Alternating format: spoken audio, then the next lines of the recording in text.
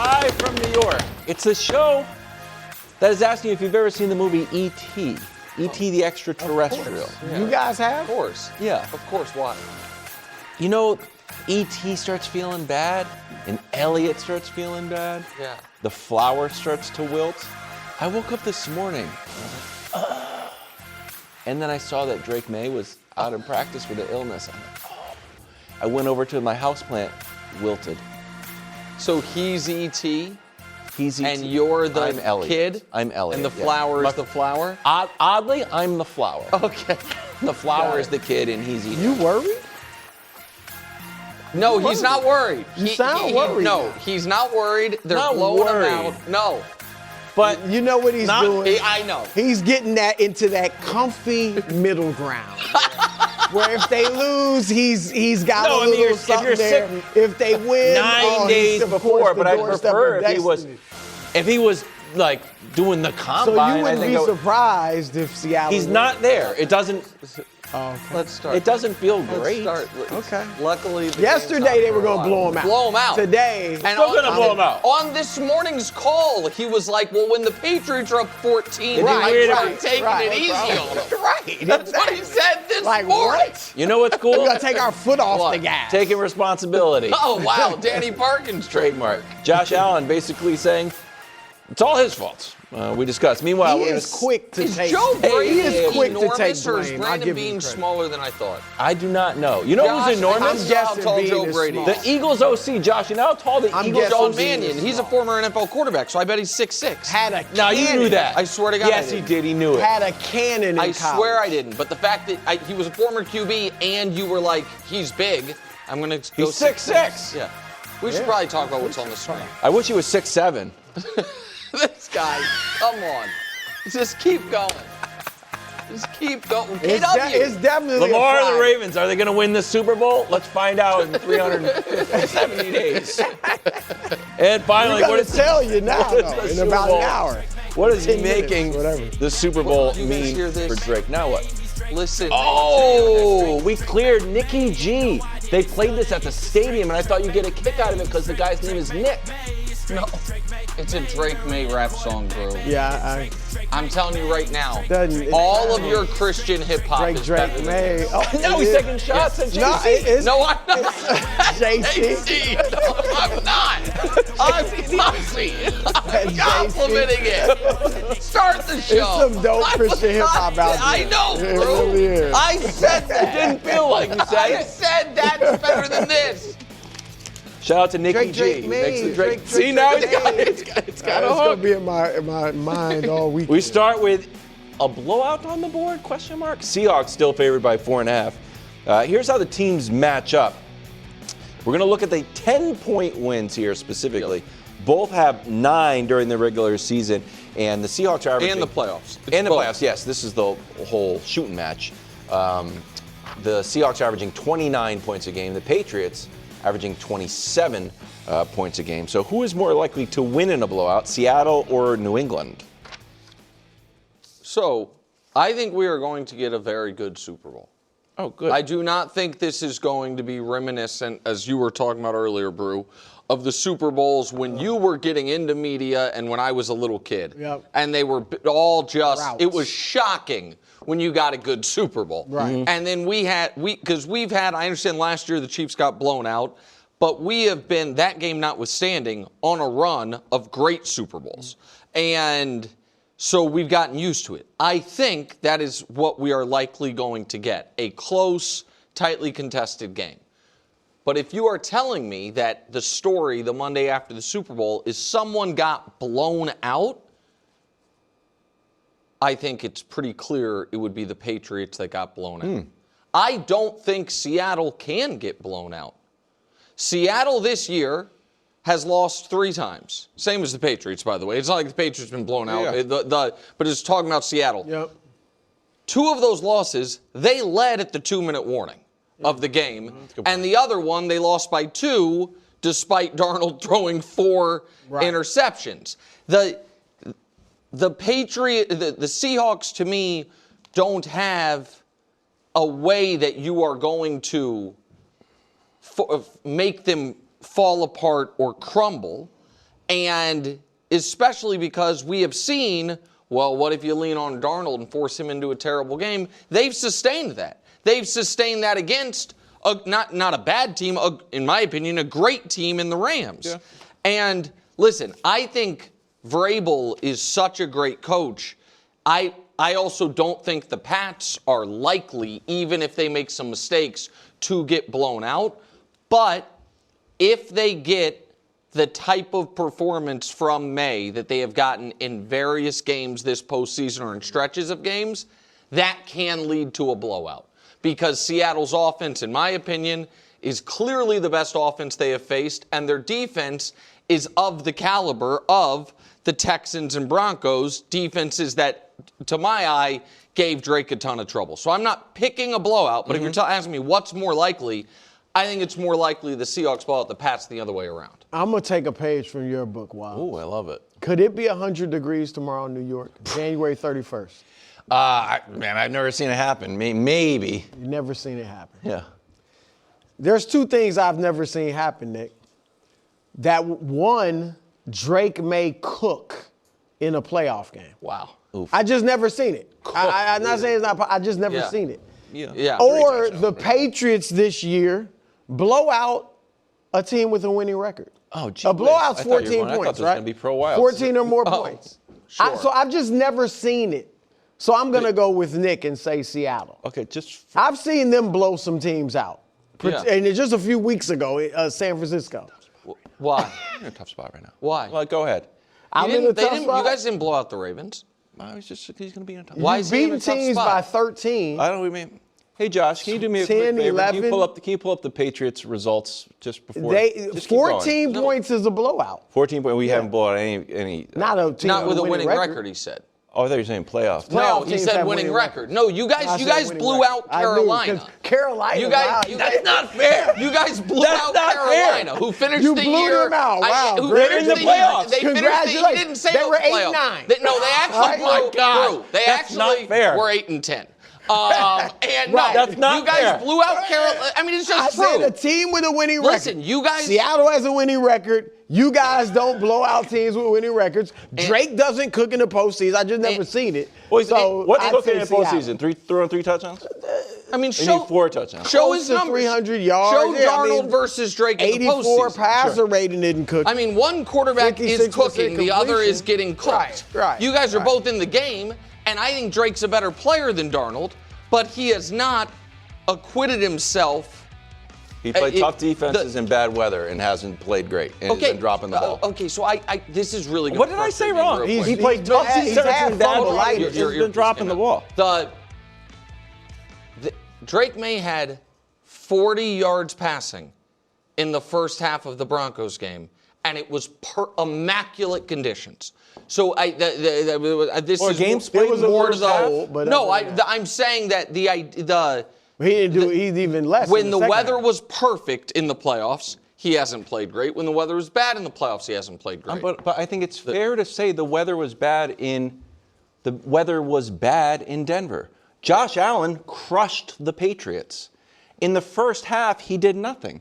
I just think it's fair to say if the second, I'm not willing to be like, So hold on. But You the thought- first what? 2 games he didn't cook. He did have 3 The touchdowns second game against the Texans. he had his moments. I'm not willing to die on He had this a lot hill. of fun. All I'm saying is he's played good defenses Yes. in bad weather. which is about what he's and you're about to face play with good. defense. But on your playoff team thing, KW, and then go. You guys have blown. If we just because Brew did winning records, which I Yes. like that. Yeah, little I bit. knew. But Wild if cheating. we do playoff teams, you guys blew out one playoff team all year, Carolina. Seattle also blew out Carolina and blew out Pittsburgh and blew out San Francisco. Yes. So they have you Yes, guys they can- yes. they I have totally agree. They shown can more put points on instances the of board. being able to blow, not just score a lot of points, but blow a team out. And they did it to the one team you guys did it to. But go ahead. This is all I would ask. When you say you haven't seen it happen, have you seen the Patriots defense get lit up? Lit up. In Yeah, the by Josh playoffs? Allen, yes. You got lit up by. Didn't they score 35? You just said it. They a moment ago. scored. They scored 35? They scored a bunch of points. Josh Allen. The team it was a balanced game. 181 passing yards, 168 rushing yards. Yeah, So they ran the They ball. scored 35. They scored a good amount of points. So, yes, I've seen them get lit up. Have you seen the Seahawks defense get lit up? Yes. Yes. By the Rams and by the Bucks. Yes. Yeah, by Stafford and by the Bucks. So but against the first Rams game, Stafford had 457 yards. In fact, we have Stafford's 2 games against the Seahawks. This show is so funny. All year, okay, it's been Stafford and Drake Maye, either 1-2 or 2-1. So I'll give you an example. If we're on a road trip, okay, and you say, "Ooh, I'm starving. I could really do for some McDonald's right now. I could get some McDonald's right now." And then you fall asleep. And I pull over on a road trip, and we're in the Burger King drive-thru, and you wake up. Can you be furious? I get it. Go ahead. You'd be like, "Oh, this is about the same." Yeah, I don't. It's a little bit. One's maybe a little bit different, a little bit, but it's about the same. So if you take out Matthew Stafford and you put in Drake Maye, and I just saw Seattle's defense, which is, I know the Seattle's is amazing, and they're so amazing defensively. They did just give up 365 yards to Matthew Stafford and 27 points. That might be total yards. So Drake Maye threw like what? Matthew Stafford threw way more touchdowns than Drake Maye this year. And had more big games. Way But they were the more. 1 and 2 in MVP. If you think that they're way off, you don't think they're McDonald's and Burger King, that's fine. If you think it's McDonald's, I think Matt Stafford. No, I think Matt Stafford in the playoffs versus Drake Maye in the playoffs. Matt Stafford, not just this year, but for his career. Matt Stafford has been for the last half decade one of the 2 or 3 most dominant playoff quarterbacks in the league. Drake Maye, we haven't seen that from him yet. How did Matthew Stafford do in Chicago when it's freezing cold? He didn't do great. That's He didn't do great. But then he got into a comfy environment against this vaunted Seattle defense. So, but do you not think Seattle's defense? I don't like that. I think Seattle's defense is good. Mm-hmm. Seattle's defense has been good all year. Mm-hmm. Drake has been good all year. But the last 3 weeks. Until recently, he hasn't been great. And we're going to argue about whether or not throwing 3 touchdowns against the Texans is good or not. He'd certainly dropped the ball a few I think times. he's been. He had 4 good. fumbles and 3 great. turnovers. He had 3 turnovers, two fumbles that weren't turnovers, and 3 touchdowns. And he had 3 touchdowns and broke the Texans' 10-game winning streak that everybody had the Texans winning. Everybody did not have one show picked the Texans. Well, certainly not everyone on the planet, but a lot of people, right? No, I don't think anyone on this show picked them. Well, I was talking about this I show. picked the Texans. Okay, there we go. So that's basically a third of the show. Okay. And some people upstairs were probably around 60%. All I'm saying is this. I think it's strange when people point at the last game against the Broncos and say Drake Maye is probably going to have a similar game than this, but don't point the same finger at Seattle's defense and say, why can't Seattle's defense is going to have a similar game? And here's why. And because this is why I said the show is so funny. Because you pulled up Seattle's defense against Stafford. And I pulled up Seattle's defense against everyone else. Because they didn't play only bad quarterbacks other than Stafford. That's right. And so they played a bunch of really good quarterbacks, really good teams, and some bad ones, obviously. And so it's eye of the beholder. Is it that the best and second best quarterbacks of 2025 are going to give this Seattle defense real trouble? That would make you optimistic. Yeah. Or is it that the best quarterback of 2025 plus McVay, who plays him twice a year, and the familiarity that they, after not doing much in the first matchup, in the second and third matchups did better, and everyone else, it's been a disaster to play Seattle's defense. But, Brew, we have allowed Kevin Wildes to do a parlor trick and let him off the hook here a bit. Because everything you are arguing for right now is a great argument as to why this can be a great game. Oh, yeah. As to why, you know what? I'm Kevin Wildes. I think the Patriots can win. What is your argument as to why you not believe they can blow out the Seahawks? They will blow out the Seahawks. I think this final score, and this is in pencil. When am I going to be in Next week we'll do it. Probably Friday. Yeah, We'll make sure. our pick. Right now, I feel like this game is 28-13. 2 touchdowns in the air from Drake, something on the ground, and a defensive score, when things get a little bit wacky.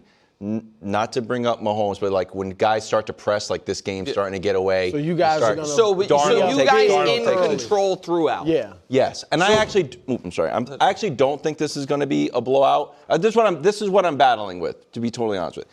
Part of me thinks it's going to be a blowout, 28-13, if you call that a blowout. Part of me thinks it's going to be a classic Vrabel. Oh, we're up by 10. Start just what I call a boa constrictor of course, win. But that has not. So here's the other reason that I'm interested in that take. As dominant, I'm not going to say as bad as the offenses you've placed have been. Let's do the positive version. As dominant as your defenses have been, and as awful as your defense has made the opposing quarterbacks look, going into the fourth quarter against the Chargers, it's a 6-point game. Going into the fourth quarter against the Texans, it's a 5-point game. Going into the fourth quarter against the Broncos, it's a 3-point game. So it sounds like you are expecting to be able to do to Seattle what you up to this point have not been able to do to any of these other teams. I forgot field position if we had the ball there. I don't know.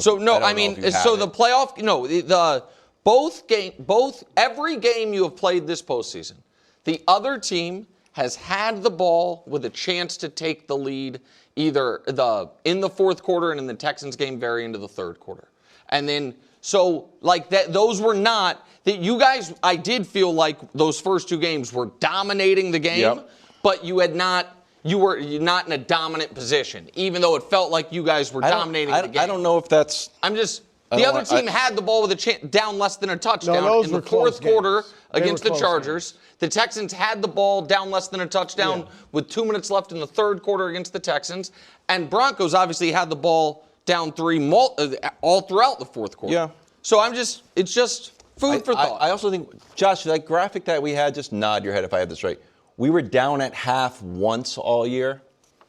So from that, second half, we've only gone to the second half down once. But that's the Seattle story too. All year. So I think a lot of, I'd be worried on and I don't have any analysis in this, what does the box score say and what does the feel of the game is different.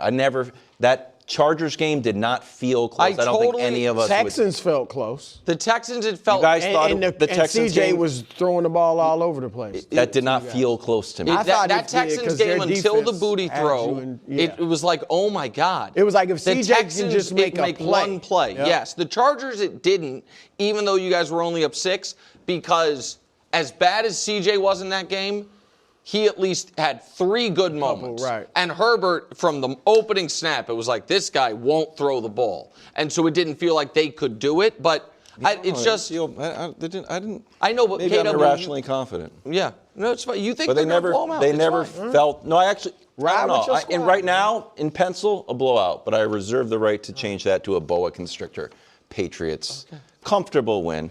Just squeeze the clock. And oh you my see God. no scenario Did that drive take where the 4 minutes? Where the 4 minutes is 6-minute not drive? Right, 4 minutes is not like a just to get a first down. The 4 minutes would be a short drive. 15 minutes drive. Okay, there you go. All right, go ahead. It's a 4 minute drive. Dusty's in our ear. Dusty's in our ear. Yeah. Don't get Dusty mad. Josh Allen joined Joe Brady's press conference. Entered the press conference in a walking boot and crutches. That's not good. He had surgery on his foot. He also took responsibility for the season ending and getting his coach fired. Gee whiz, take a listen. I'd be lying to you if I'm sitting here saying that, I feel like I had part in it, because if I make one more play that game in Denver, we're probably not having this press conference right now. We're probably not making a change, and in all honesty, we're probably getting ready to play another game, and that's the hard part to take in from my perspective, but that's reality. It is what it is now, and I am very fortunate and thankful for Coach McDermott and everything that he's done and the trajectory that he's set here for our players.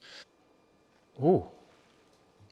Well, I apologize on Josh's behalf to you. Yeah. And to the Patriots. Exactly. I mean, it was disrespectful. Yeah, exactly. We're probably still playing. No, he didn't say that. He said getting ready to play another game. Yeah. He could have said, he's saying they're in and the we Super might Bowl. still be playing. Hold on, you don't think that's what he was saying? Getting ready He's to like, play another we would have game. walked over the Patriots. He's saying, yeah. I mean, he's saying that they would be if they had won that game, they'd be in the Super Bowl. I don't want to be straight, but why do you think if he's getting ready? I thought he's like getting ready to play a game if they didn't.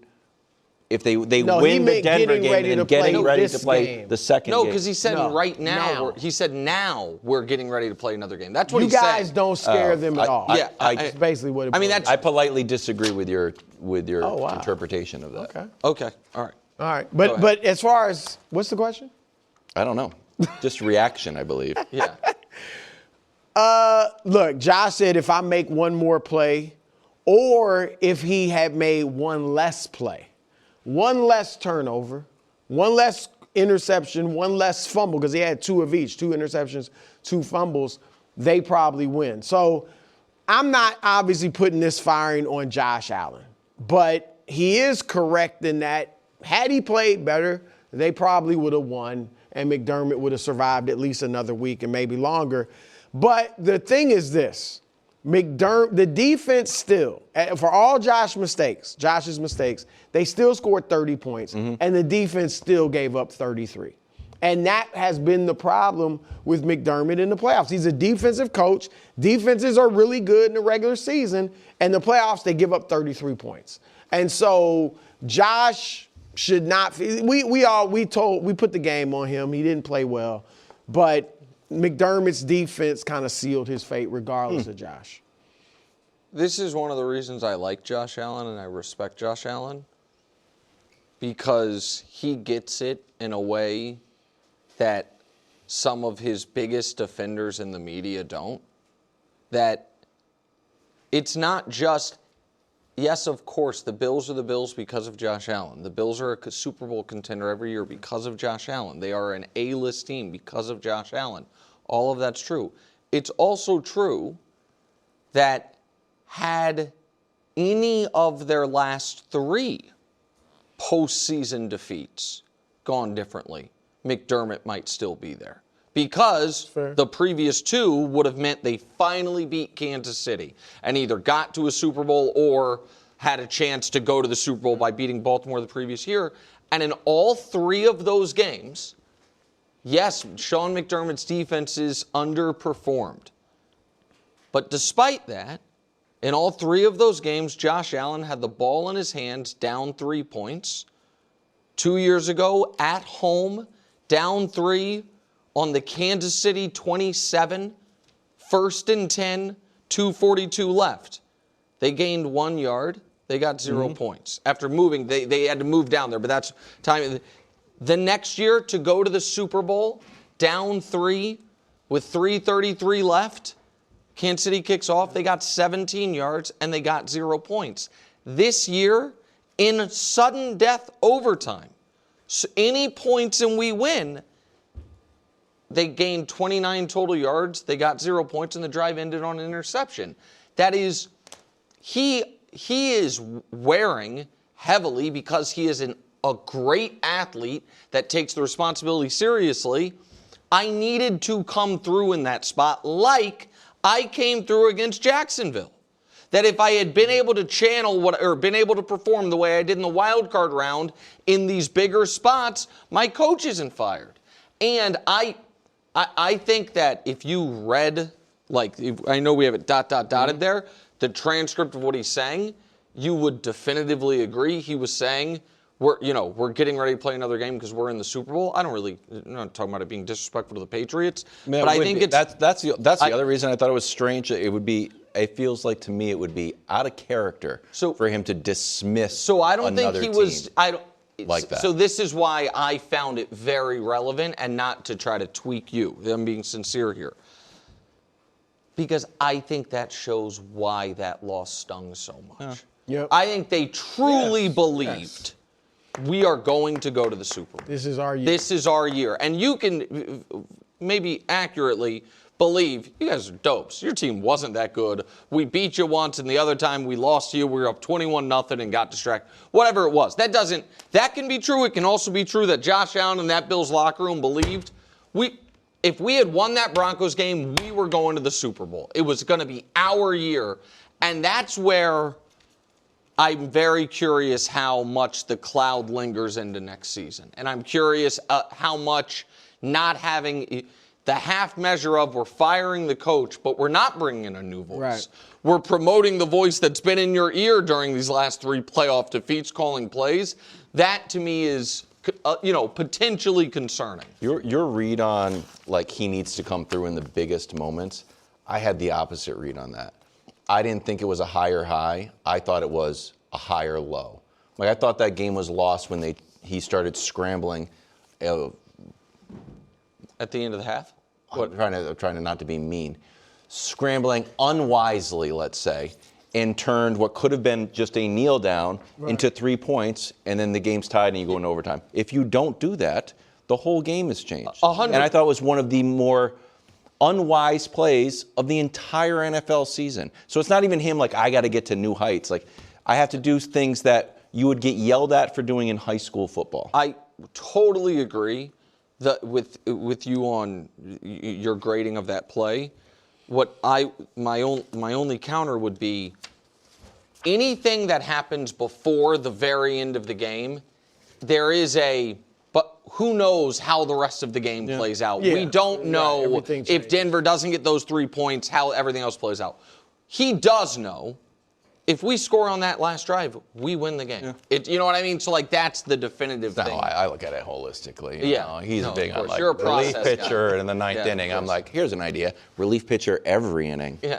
You invented that. Please, no. You came up with That's that. basically what the Dodgers KW do came now. up It with that. works. Bullpen games, no. This song is hot, dude.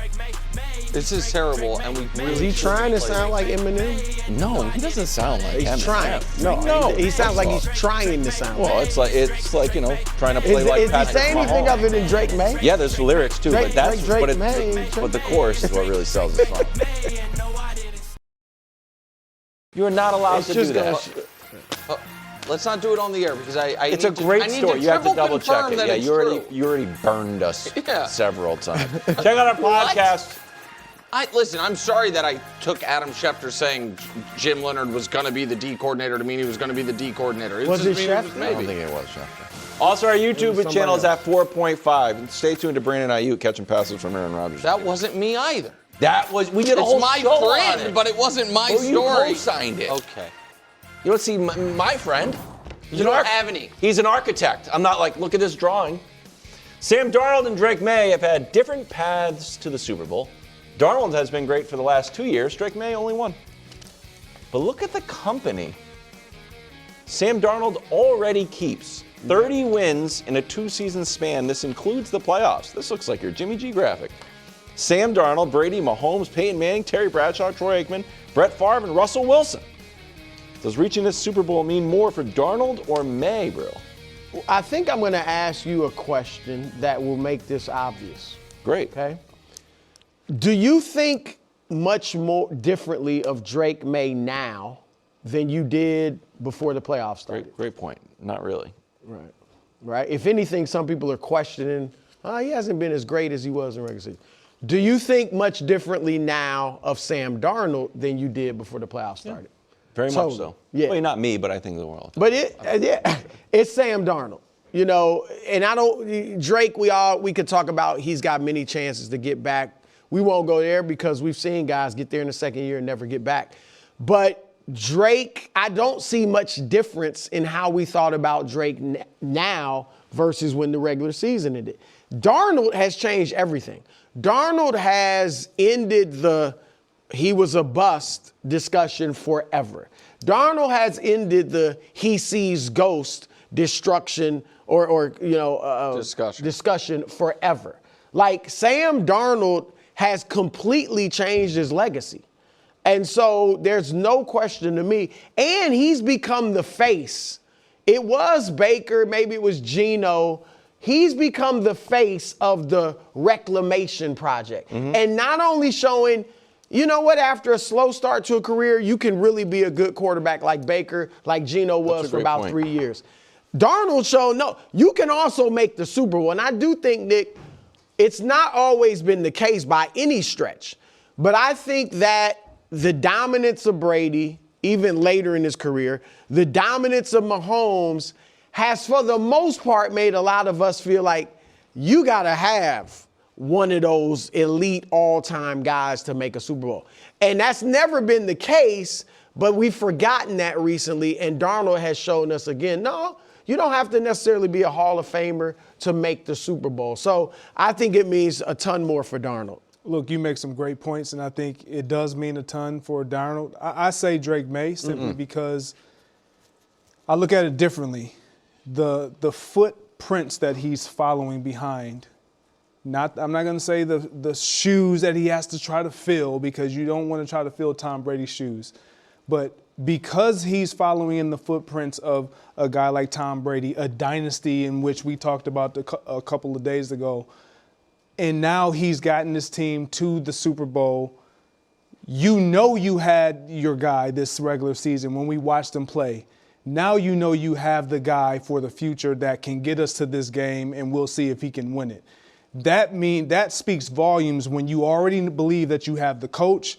You see you have a young roster. The last piece that you had been missing the last few years was the quarterback. And so now you have a guy who's delivering the goods, regardless of how he's playing in this postseason thus far. We know he's capable of getting this team and potentially restarting what we're kind of flirting with, a potential another dynasty. I love it. All right. Because of how young they are.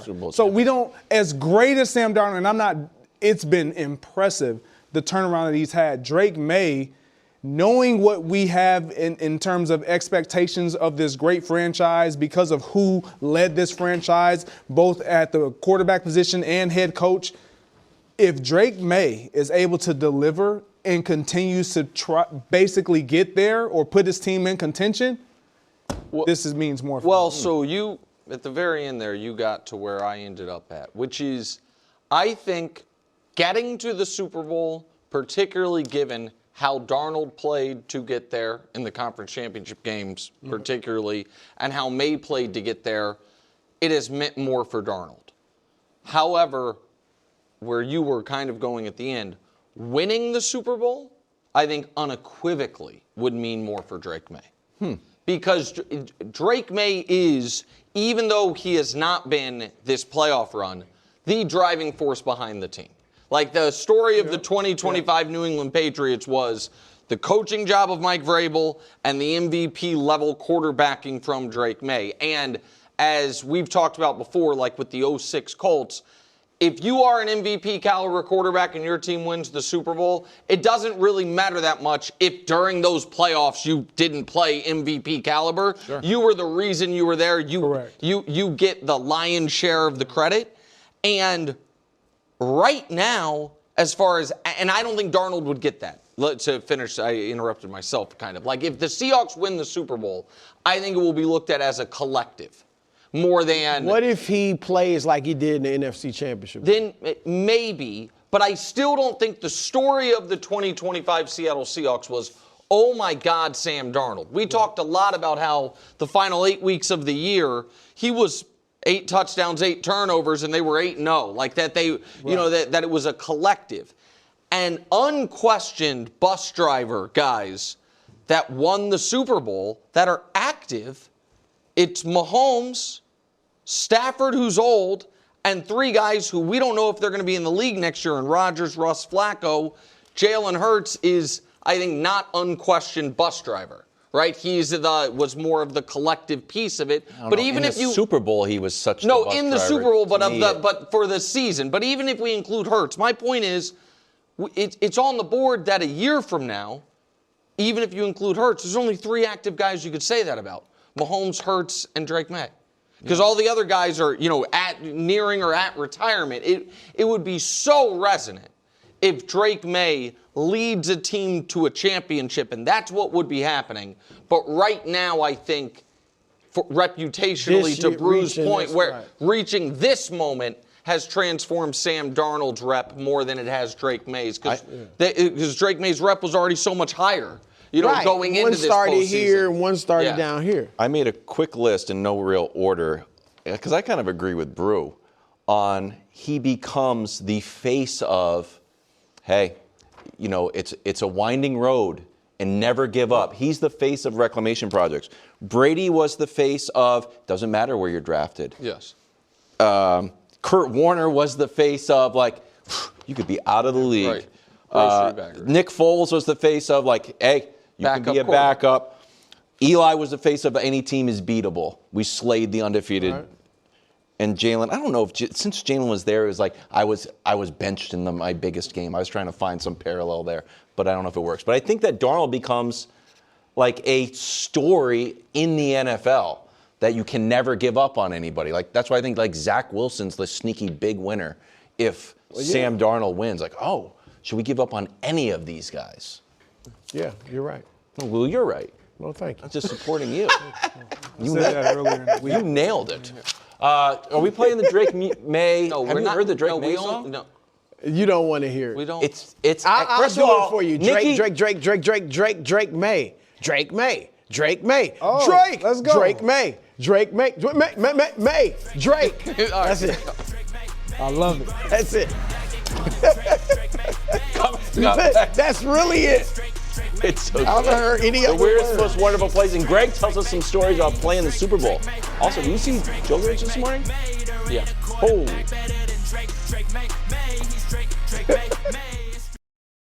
We're 9 days away from the Super Bowl. First for the head coaches, as coaches. Rabel was there a few times. First for the QBs. First for the wide receivers.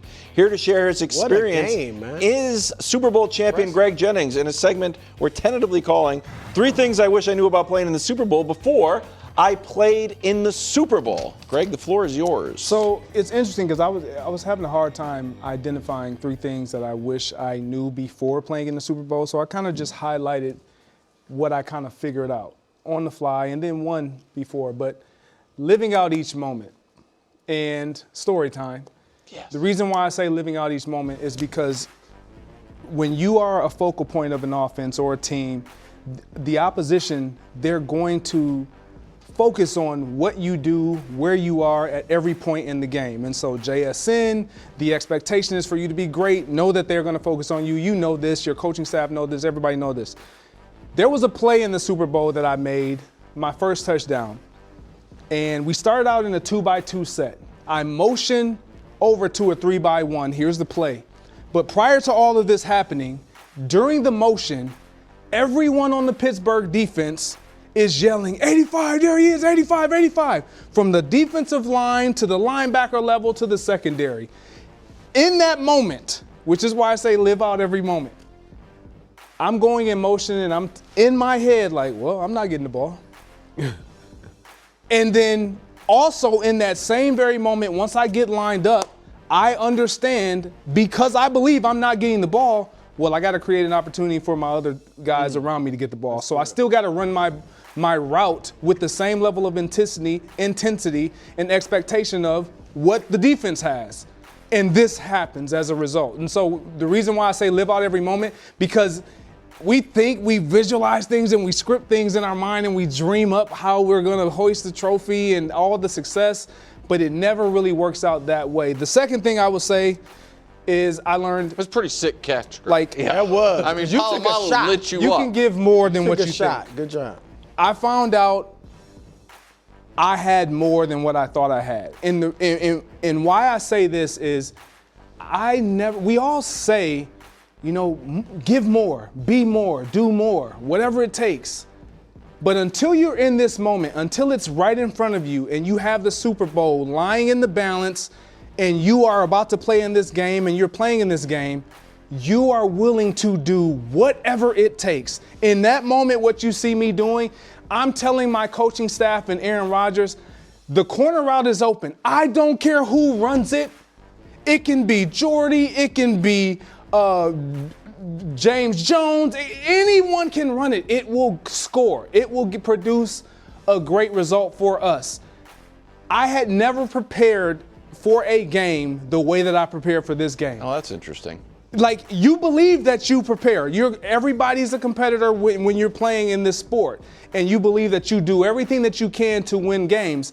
When you play in this game, you find yourself doing more, and you realize, man, I've kind of been shortchanging my preparation, my ability to literally be more than what I've been all season long. And in this game, it all played out. The 3rd and 10 moment, it was special. I was prepared for it because I was more.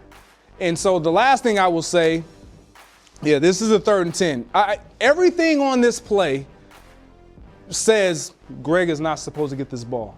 But because I was asking Charles Woodson, Tramon Williams, I did self-scout on myself. Like, if they view me a certain way, I want to see how they view me so I can then compete that way and combat that. So Ike Taylor in this moment, he likes to get handsy. I usually didn't mind DBs getting hands on me. And so I had the tendency to get off the line of scrimmage and run straight down the field, but they're touching me. They're touching me up, if you will. And I didn't want to do that. And you see me swipe the hand off, hands get up, pluck the ball. 1st down, we go on to win that game. That's a huge moment in that game. So I lived that out as well. Heck yeah. The last thing. So by the way, before you keep going, I'm about 60 more seconds of this from being like, you got robbed. Super Bowl MVP. I'm seeing. Great game. I mean, I'm like, wait. He had 4 catches. They all were huge. Like my first there was touchdowns. Jordy has a case as well. Jordy was special in that game as well. The last thing is the Super Bowl is not for the players. It's not for us. It's for the fans. It's for everybody in attendance. And we have this preconceived idea of, man, I'm playing in the Super Bowl, everything, the glitz and the glam and all the things. There's a lot that goes on while you're down there. The media day, all of these things. You are so mentally dialed in because it's almost you're driven by a fear of losing the game, a fear of not being what you need to be for your team. And maybe it was just me, but I just didn't want to have a moment where I felt like I could have, should have done more. More scared of losing than you were fired up to win? So the strange thing about that is I never once thought about losing. Heck, it's like Marty Supreme. I never envisioned. Spoilers. Never envisioned the other team's confetti falling down. And so the last thing I'll end up saying, and I didn't put it on here, is what I learned about playing in that game and getting to that game. It takes away a little bit of your drive. What do you mean? Your passion, because of how you approach every single season. Because prior to getting to that game, that was it. That was the mountaintop. Everything was built towards accomplishing what we did. And so that doesn't mean I didn't work. That doesn't mean we didn't still strive for that goal. But it just, the Bradys of the world, the Patrick Mahomes of the world, and maybe because they've lost one, it fuels them a little bit more, and they are able to reignite that flame of believing that I gotta be more, I've never done it before. Brady always, I admired his ability to reboot what I called his playing career every single year. It's like, what happened last year never happened. When you play in a game like that, you become a little entitled. You become a little bit more expectant of, we got a team, we can do this again. We went 15-1 the next season. Did not get to that game. Had a different type of approach. Brew, I want to save some time for your takes on as a wide receiver in a big Yeah, that's great. Yeah, we made the state playoffs and got stomped. I did have some catches, but we got stomped. Greg, that was excellent. That was outstanding. Do you have Good anything job. for Greg? Well, I wish he could have given me these tips before that track meet I told you about all those years ago. Greg will get that joke. And so that's for Greg and Greg only, because that's funny. He just loves the story. To your track I mean, I may or may not have been in the state final and faked an injury. God. Nobody can quite remember. It doesn't matter. I didn't think I had more to knew give. the I thought I story. could give more than you State think. final. I thought I had given all I could give. You faked an injury? It was in a State relay. I thought I was final. running a bad time, so I was like, I got to pull up on this hammy. And then I just cost my team everything. It is true. One of my teammates is the mayor of Kansas City now. Yeah, that's all true. It's Can't all true. win with him. Can't win with him. I didn't know. Literally. I didn't know to live out each moment, or that I can get more than I if an think. athlete did Exactly. It's running. Started grabbing the my hammy. God. Grabbing the hammy. I needed an excuse where I was running a bad time. Your hamstring is supposed to, if it hurts, it I'm hurts just for like telling you. months. Yeah, It wasn't afterwards. hurting. He just, yeah. Live from New York, it's the show that's quietly making a case that Greg should have at least been co-Super Bowl MVP. I'll take that. And I got to Got tell some you, votes. that's going to matter in like 20 years. Now that we see all these senior committees. Senior committees? I'll tell you right now. I'll tell you right now. Oh, senior my committee. goodness. Hey, it's a fact. It's a fact. Like, hey, why not? got a chance. Exactly. Second hour of First Things First today. Is Drake Maye due for a huge game? I assume it's just not a blizzard. Meanwhile, is Jalen Hurts going to make the leap now that he has a new OC who is 6'6"? A huge OC. 6'6"? But right now, we're talking about all the great quarterbacks in the AFC. Drake Maye will end, besides Mahomes, Drake Maye will end his, and the Prince, end his sophomore year in the Super Bowl. How does his shot at a ring affect the other AFC QBs, the ringless ones? Well, Burrow made an appearance his sophomore year. Josh and Lamar will go into year 9 trying to get there. Does Drake reaching the Super Bowl affect Allen, Burrow, or Lamar more? I think Burrow. Really? Because Lamar and Josh they've both won MVPs, obviously Lamar too. So they've kind of established a legacy. I get it, obviously they need to win a Super Bowl and get to one. But they've established a legacy outside of winning a Super Bowl. Like both of them, certainly Lamar, and I say both of them are Hall of Famers already. And Burrow isn't. Correct. And Burrow's kind of claim to fame was he beat Mahomes. He got to this Super Bowl when you just couldn't beat Mahomes. Now, though, with Drake Maye getting there, it just kind of lessens that. And then Lamar and Josh are with better teams and better franchises.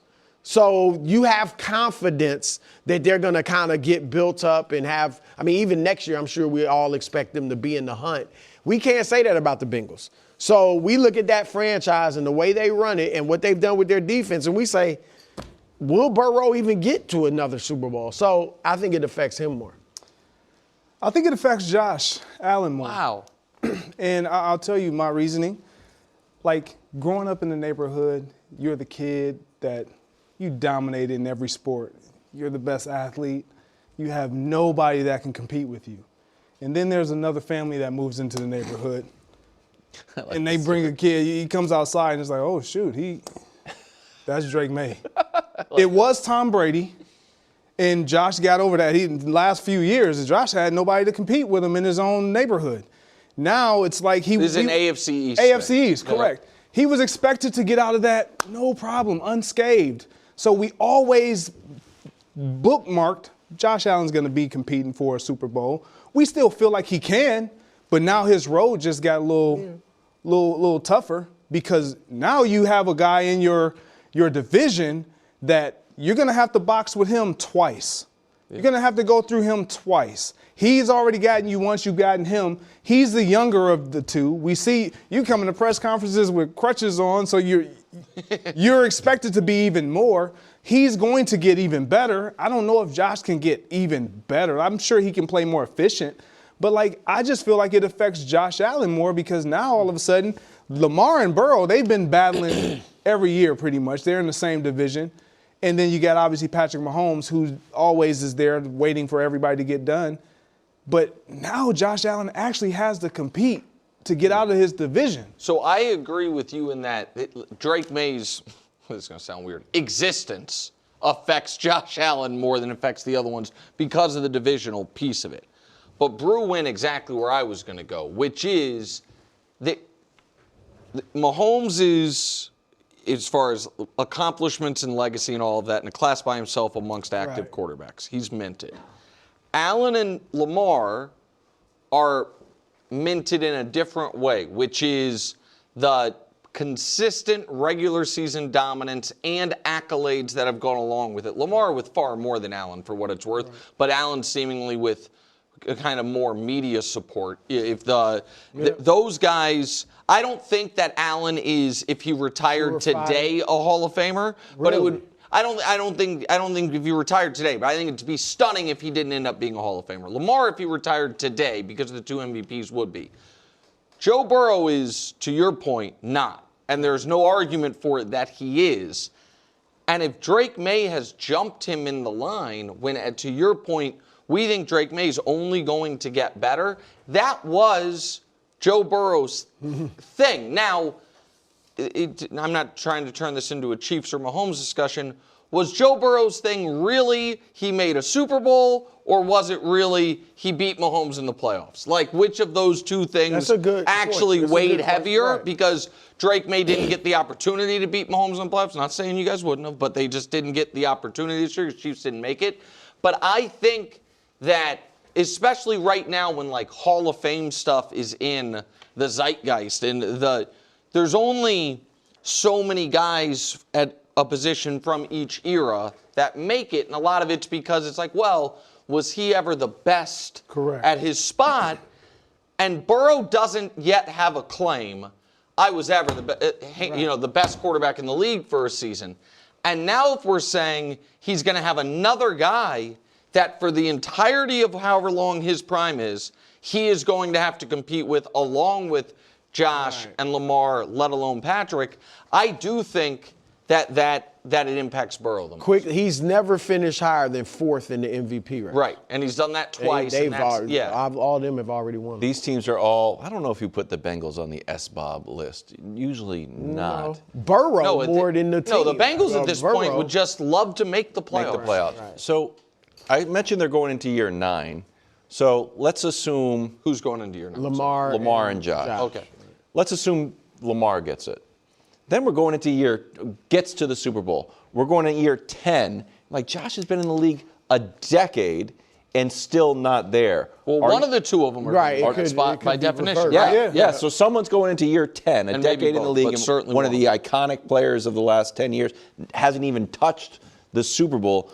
I think I looked it up. Stafford was 14 years in Detroit. Yeah. I think it was 14 before he moved.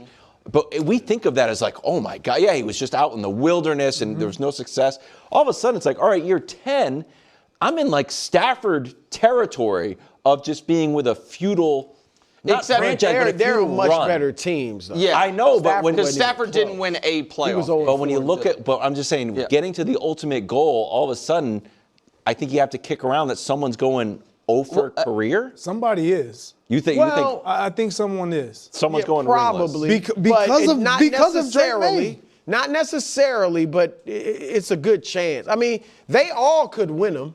Yes. There's no doubt. They all. It just, you can't have another Mahomes type run, whether it's Mahomes or Drake Maye, or if somebody's going to go on that type of run, then one of them's probably going without it. This is just getting there. Right, that's the other, and it's also, and this is maybe more of a discussion for next week, it's also why, for you, our resident Pats fan, like, there's so many different things bouncing around your head going into this game, but one of them is, man, finish the deal. Because I'm maybe not quite as optimistic as you are about the Pats next decade, but I'm pretty optimistic. But even with that said, when you are just to get to the game, most likely most years going to have to go through those 3 guys on the screen, plus Patrick, plus, you know what I mean? God knows, now that Justin Herbert finally has an offensive coordinator, that'll fix it. It's just all of that. Like, this is such a golden opportunity that I'm sure Joe Burrow thought, and we've talked about this before, when they lost that Super Bowl this close to the Rams, plenty more chances. Yep. The guy's been in the playoffs one time since. I think that's one of the reasons why he's so stressed. Burrow? Yeah. Yeah. He's like, and all of a sudden he starts talking about his career. Everybody's stressed, man. Burrow was stressed during the year. Lamar was stressed at the end. Harbaugh ends up being fired. Josh is crying in the press conference. Like, it all was different phases of it. So it's hard. Drake was a little bit stressed on it. Drake was stressed on the bench when you thought he was playing great. He was just like, man, this is hard going to the Super Bowl as a 23-year-old. Josh like, I'm actually going to my 9th, but don't worry about it. You're in good hands. Josh Allen attended new coach Joe Brady's introductory press conference. Greg, he's on crutches and a walking boot. Said he played through a broken bone in his foot, suffered late in the season. Take a listen. If we had a game this week, I would be playing this week. Absolutely. You kidding me? Yeah, I had a little broken bone in there. So they went and took it out and cleaned it up. Obviously, not ideal situation, painful throughout the weeks, but again, game day, different story, just being able to put that to the side and just go out there and play football. Not to get into the weeds of it, but it's been an older injury, but just re-aggravated it. Sounds like Sean Payton. Does this change your view of the playoff loss, Greg? Nope. Look, you guys know I say this all the time. No one cares. No one cares. If you win, I think it's like, man, that was impressive. He did that with a broken foot. You lose, we're like, well, I mean, I'm not going to feel sorry for you, because every time you put on that uniform, the expectation is that we're going to get the product that we've always gotten. That's the expectation of Josh. That's the expectation of everybody in that locker room. And that's certainly the expectation of the fans sitting in those bleachers. So, like, you can feel however you want to feel. The reality is, okay, he had the injury, but also both can be true. The reality is no one feels sorry for you. No one feels like, man, if his foot wasn't broke, we would have won. Right. Because did his foot cause him to throw that interception? Exactly. Did foot cause him to make those turnovers? Now, he talked about not having his feet in the right not underneath him and setting his feet. And if I had a playback here or there, well, yeah. Everybody says that when they lose. So That's not why I was running with the ball like this on that fumble. Yeah. Now, I'm with Greg. Look, he's a warrior. I will give him credit. Like, he is a warrior, and I know that was tough to play through that. But like Greg, once you're out there, man, nobody cares. It would have changed it had he not played. Had he not played because of a broken foot, and I'm glad he did, but had he not played because of a broken foot, all the criticism he got against him last week or whenever that was would have just been, oh man, what luck. It would have been the Bad Bo Nix luck. conversation. It would have been right. You couldn't have blamed him at all. Now we blamed him for that loss, so that would have changed it. But once you're out there, man. So I don't know that I 100% agree with you guys that once you're out there, definitively across the board, we have to treat it as if you have no injury. If we saw him visibly. That's the point that I was going to make. Like, if he came out there and from the opening snap, we're like, man, he's not running at all. He looks nothing like Josh Allen. Then we found this out. It'd be like, oh, there's the explanation. Right. And I watched this full game. He looked like the best and the worst of Josh Allen in that game. He had some amazing moments. He ran the ball a ton. Yep. He had some great throws. And I'm not going to sit here and act like I know how much that foot did or didn't affect him. Just from as a viewer, at no point was there a single one of his 4 turnovers that, to me, logically, it's like, oh, if the fifth metatarsal wasn't broken, I think that's different. Like, it was a fumble on a careless play. It was a strip sack from behind. And it was one bad throw and one, what the Bills think was a perfect throw and a perfect catch that was then stolen away. And so it doesn't change it for me at all. If he had come out and looked, honestly, like how one of those random Lamar games, where it's like, wait, he won't run. He's getting chased down by 300-pound guys. Right, then that would be one thing. But that's not what that game was. Can I zoom out a little bit? Yeah. Just not specifically about the Broncos game. Seeing Josh Allen in a walking boot and on crutches hit me a certain type of way. Oh, about his big picture? I almost put him in the category that I reserve for LeBron tweaking his ankle. Like, all I need to do is tighten up my shoelaces. And it was happening a little bit in the Jags game when he's trying to, like, I think it was like their awkward tush push. Yeah. He's twisting around, he's like, his legs getting bent. But Bill's coaching staff and their play calling, Greg, to me, do not treat Josh Allen with the same TLC as Andy Reid treats Patrick Mahomes. And I know they're totally different players, but it feels like winning the game, obviously, priority number 1. Patrick Mahomes' health, keeping him out of harm's way, priority number 2. I don't know, and maybe that is for the Bills, but I feel like the Chiefs are constantly thinking about Mahomes. He doesn't do those this year, crazy by the way, sneaks. they didn't do as good of a job of that, and Patrick didn't do as good. Yes. And Patrick ended up he needed to push the lever a little bit. So do you think this affects the way? This is the first time it's like a Rocky. Luckily, the Bills didn't promote that play caller to head coach. I don't. I think this is who Josh Allen is, and you. For how long though? You lean into it until you can't. I mean, I don't think he has shown us that he can play a version of football and they reach the goals that they have for themselves without him being this version of Josh Allen, as far as the physical version, the version that can run the ball and use his legs. So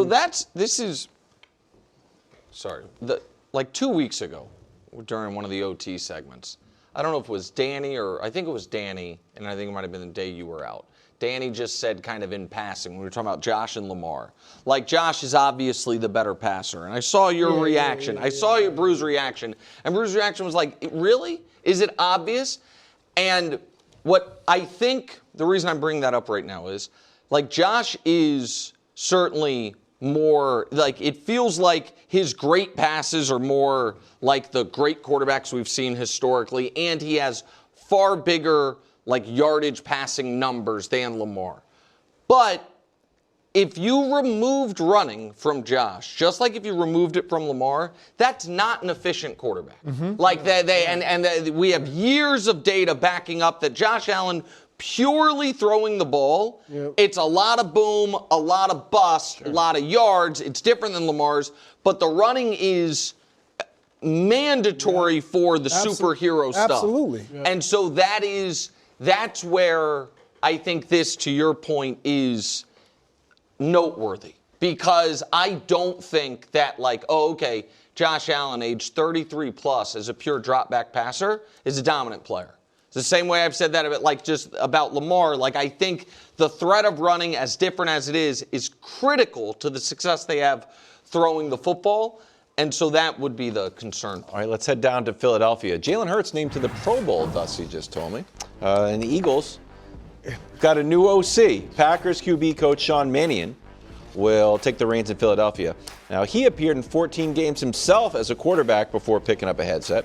And the Eagles website, I pulled this from the Eagles website, says he played for or coached under McVay, Liam Cohen, Kevin O'Connell, Kevin Stefanski, and Zach Taylor, and has, quote, a heavy influence from Mike and Kyle Shanahan. So, do we expect Jalen Hurts to take his game to another level? Feels very offensive-minded, which is good for an OC. I think he'll play better. I definitely think he'll play better. I think they'll lean into throwing it intermediate passes more.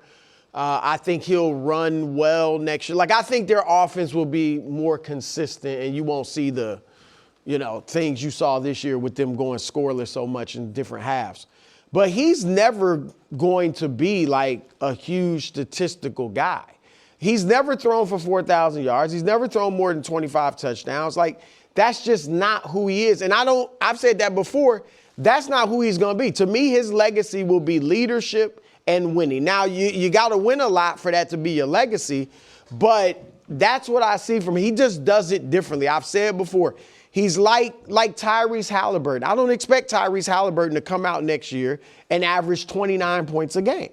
But if he does his thing and plays the way he does, which is different from most point guards now, he can be effective and so can the team, and he'll be a superstar. And so I think the same thing with Jalen. Yeah, no, I don't. I don't expect him to take his game to another level because when I look at the levels, I go back to 2023 when he was in that Super Bowl dueling with Patrick Mahomes. I felt like that's the best version of Jalen Hurts that we were exposed to. Mm-hmm.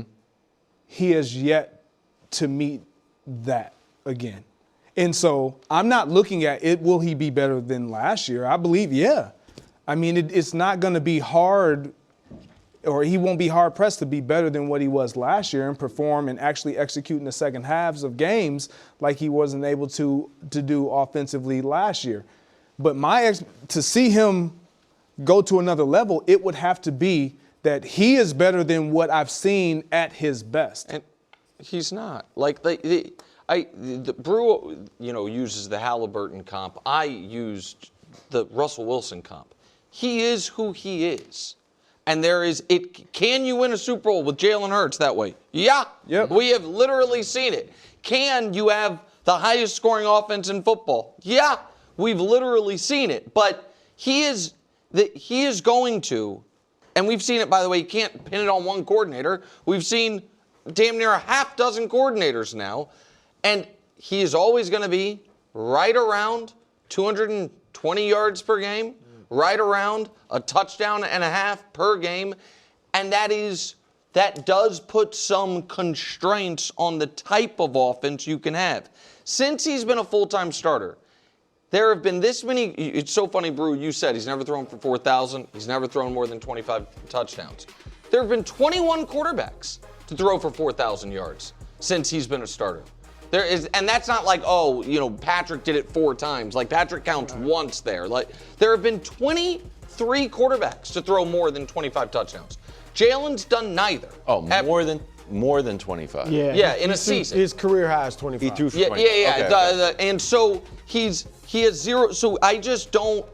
He's a young player in that he's still in his prime, but I don't think he's a young player in that we expect massive leaps for a guy who's going into year 7. Like, I think you can improve obviously and around the edges, but I think that the idea that he all of a sudden is going to be a 275 yard per game passer, we have no evidence of that. Yeah, I'm not so sure he couldn't.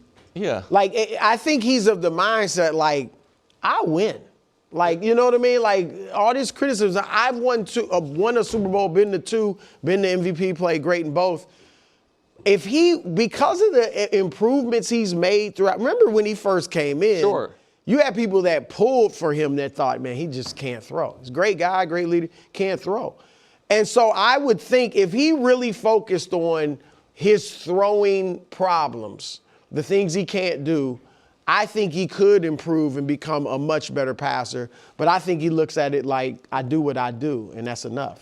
Coming up next, the Ravens hired their new OC, Declan Doyle, who we thought was going back to the Bears as the OC. He's actually going to Baltimore. We discuss next. I want to bring a little of that Chicago magic, huh?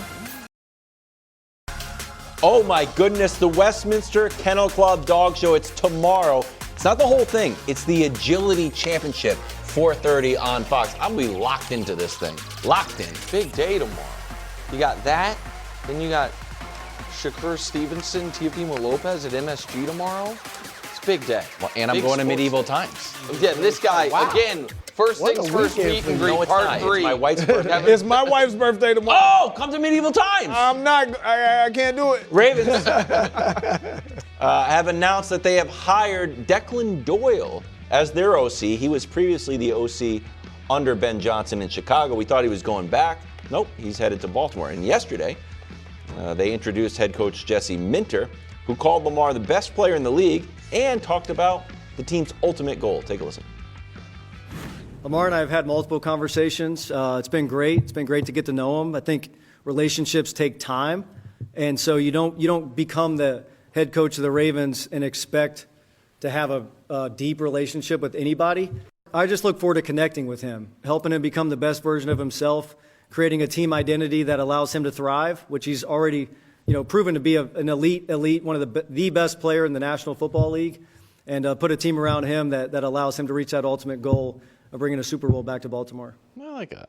All right. Brew, do you think the Ravens are closer now to winning a Super Bowl? Well, look, they were 8-9 and out of the playoffs. So, yeah, I think they're closer than that for sure. But I would say yes because, it seems like John Harbaugh's voice had gone stale. So I think the players, and Lamar in particular, will be more energized by a new hire. But I think the defense, too. Lamar's struggles and injuries this year kind of took our eye off the defense. Remember how bad that defense was early on, and even a year ago as well. And then they came on, got strong. But in their 2 games with Pittsburgh, they gave up more than 26 points and 27 points. Yep. Against an offense that was not very good. So that defense was up and down at best. Yep. Minter was great with the Chargers. His first year, he took them from 24th in the league defensively to 1st in the league in scoring defense. So I expect him to kind of bring back more consistency to the defense, which obviously will help Lamar. And here's the other reason they're closer. Kansas City is not, presumably, what it used to be. Now, maybe they'll come back and, they'll get back on the horse and next year be great. But that veil, that veil of invincibility is gone. They've got to rebuild. Right? Yes. It's gone. And so there's no longer this empire that nobody can beat right there in your conference. The Bills are in the same position as the Ravens, rebuilding and all, or, retooling with a new coach. And then the Denvers, the Patriots, the Patriots have a quarterback, but Denver, the Chargers, the Houston, Jacksonville, they don't have a quarterback that's going to really put fear in you. Wow. So I mean, do they? Now, I'll give you with Drake, but I'm just saying. Jacksonville probably the way the season ended. But he's got to. I mean, he's not come yet back where and prove it. Right. And you just are dismissing Cincinnati because you think their defense stinks. Yeah, I'm not saying these are all good teams, but that one it was Mahomes and Chiefs, and we'll see what they are, But that's gone, and so he should feel like it's tough because you do have more competition. Yes, I'll give you that. So go ahead, Greg. Look, I don't think they're closer. I don't think they're closer because, and you talk about Patrick Mahomes in that veil of invincibility, but I still think that looms over Lamar, your most important player. Seeing them miss the playoffs, you think it looms over? Well, you missed the playoffs. And they did beat them this year. Exactly. And I was going to say, and they beat them. That's when that invincibility was still there at that point. Okay. Well, I mean, you thought, we all thought the Chiefs were the Chiefs at that point. So for me, I think there's optimism, though, when you look at the hire, the excitement that probably comes with it. I like Declan Doyle, knowing that he was in a system where you had primarily two good tight ends that you featured in Colston Loveland and Cole Kmet. You have that with Isaiah Likely and Andrews. Obviously, Lamar loves both of those targets. So there's some carryover there that I think that they'll really lean into. But this is all about Lamar. This is all about, is he able and capable of taking the next step? We know how fantastic he is. We know he's an MVP, two-time. We know all of these things. What we don't know is if he's capable of being what's necessary and needed when it matters most. When his team needs him, can he stay available and healthy? And then if he is available and healthy, will he deliver? We know in the regular season he's done that. But when the games really matter in the postseason, he just seemingly hasn't been able to do that. And we can blame whoever we want. I don't think he has all the blame on his shoulders, but he definitely takes majority of it. KW. Mr. Consistency. Thanks. You know how I don't love super skinny football players? Oh my! Don't say something I about know the this coach. take. He's going to love it. He looks like Mike McDaniel. Oh, to you? no, gosh. Yeah, let's hear it. Sorry, but it's a good take. We love your You don't even know what I'm going to say here. Declan Doyle's 29. 29. He's 29.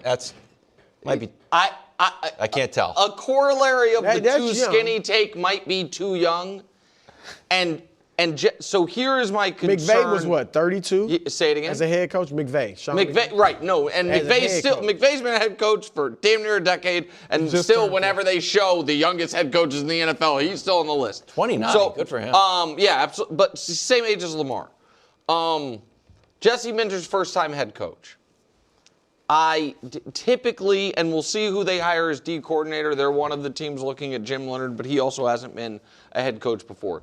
Usually when you have the young first-time head coach, you then have, do what Former head coach. Ben Johnson did with Dennis Allen as his DC. And so I don't know what's going to happen there.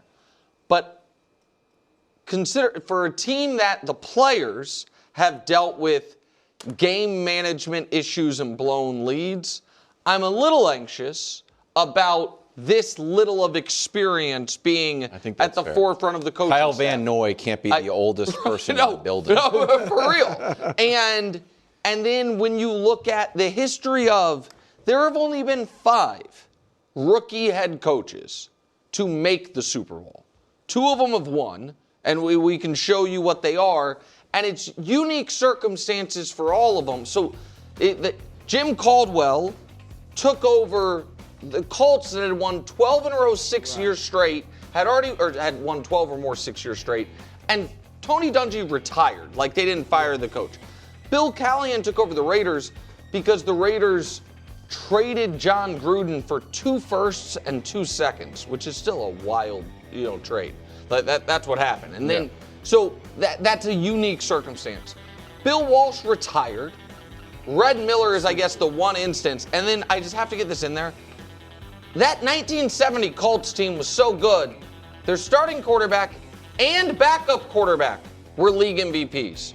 It was Johnny Unitas and Earl Morrall, who were both multi-time All-Pros and multi-time MVPs. So I'm not saying that team coached itself and good for Don McCafferty. Point is, it's very, very difficult, not for first year with a team, but first time ever head coach. Yeah. And this applies obviously to Buffalo too. But this feels tenuous for me. And when you hire an OC that's 29, a DC that's as young and I think energetic as Jesse Minter, that does feel like, man, I think these are good hires, especially because we can long-term and build and all of it. And they are the ultimate SBOB team. So that would be my concern. I'd like to have, like, when you see young NBA coaches end up hiring, Jeff Van Gundy is behind the second level. Yes. Even Vrabel, I think we've got Doug Marrone is on the staff. They should bring a former head coaches. Yeah. Maybe the DC will be. Well, yeah, I mean, he's going to call plays, he said. That's the thing. No, I get that, but that's why you would have a former like an head associate coach. head coach. So he can you can bounce things off. Seattle has been putting points on the board. Darnold and special teams. 41 points in their opening game, 31 last week. Patriots defense through 3 games have given up a total of 26 points. And while I was initially worried the Patriots had feasted on the Brady Cooks of the world, the defense has actually gotten better in the playoffs. Here's Milton Williams. Take a listen. It don't matter who they got, what they run, what's the scheme. If we do what we do up front, I always put the game on us. Be able to control the line of scrimmage. It's our job to get back there, speed them up, get them off the spot, try to take advantage and try to make them put the ball in harm's way. You've been pretty vocal about the fact that people have been counting you guys out. Do you welcome the fact that it's been talked about since both games ended on Sunday? My whole life, people been counting me out. Heck yeah. Patriots defense. Remember, I was like, in the regular season, we don't really get to the quarterback. Right. Hello, turned it up a notch. 4 sacks, doubled our sacks, almost doubled QB hits, and doubled the takeaways, almost tripled the takeaways. So, is the Patriots defense being overlooked? Drew, you're a non-believer. Oh, no, they are. Thank you. If I was a Patriots defender, I would be ticked off. All I'm hearing about is Houston and Denver and Seattle. This is where I like. And I'm like, those teams are, for the most part, giving up twice as many points a game as we are in the playoffs. Exactly. Right? I would be upset. They are being overlooked. And it's because I think of Drake's he had a great year. He's an MVP candidate, so everybody's focused on him. The quarterbacks they faced in the playoffs obviously stood them, but Herbert kind of he can't get it done in the I heard he's top 5 all year. Well, yeah. That part's fair. No, a lot of people like Herbert. Like that part, I don't mean to interrupt you, Brew. You are correct in your frustration that Herbert and C.J. Stroud only were talked about as if, well, obviously they were going to be terrible after they were terrible. Like that, Stroud, you said it a few days ago. The fact that he played poorly in his first playoff game, too, kind of, he's really just not where he used to be right now. But he came into that game with a winning record in the playoffs, and then he had been pretty good before that. Bottom line is yes, I do think they're being overlooked, and that could work for you because, like I said, I'd be highly upset if I'm on that defense. Yeah, look, I thought they were not getting enough credit as well. It's hard though because rightfully so, they weren't the better defenses that we were focusing on in these matchups. When we look at the Chargers to the Pats, it was like, well, the Chargers got a top 5 defense. You look at, obviously, Houston, well, that's the defense we've been talking about all season long. Denver defense we've been talking about all season long. Seattle, we've definitely been talking about them all season long. So naturally, if one team is driven by that side of the ball, which all of those teams were, and offensively you had the better quarterback and you were driven by that all season, you're going to be overlooked naturally. And it's not any shot to them. It's just how we view that team in the regular season was Drake Maye. Well, hold on. So there you go. The answer to this question is yes, and it's not directly your fault, but you represent the people whose fault it is. It is because the loudest and most vocal and angriest, you weren't angry, Patriots fans all year made the story of their season, Drake Maye should be the MVP because he's carrying us. And because, when all of the narrative thrust behind the team, there were two, you guys were fighting a two-front war. One was, don't look at the schedule, who cares, since when does that matter, which I think is fair. And the other one was, our quarterback's been the best quarterback in football. Here's his pressure numbers. Here's his EPA. Here's his deep passes. Those were, that was the Patriots story were those two things. Fighting off the schedule stuff, promoting Drake Maye.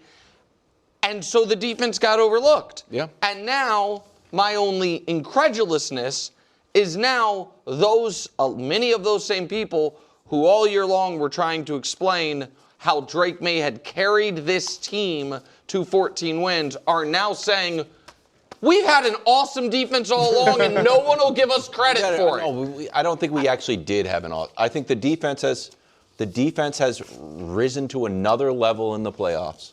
And just how you see great players take their game to another level, this defense has gone to another level. I don't think there's one Patriots fan or expert that was like, you know what? This defense, look at this graphic. I don't know if you have it, Dust.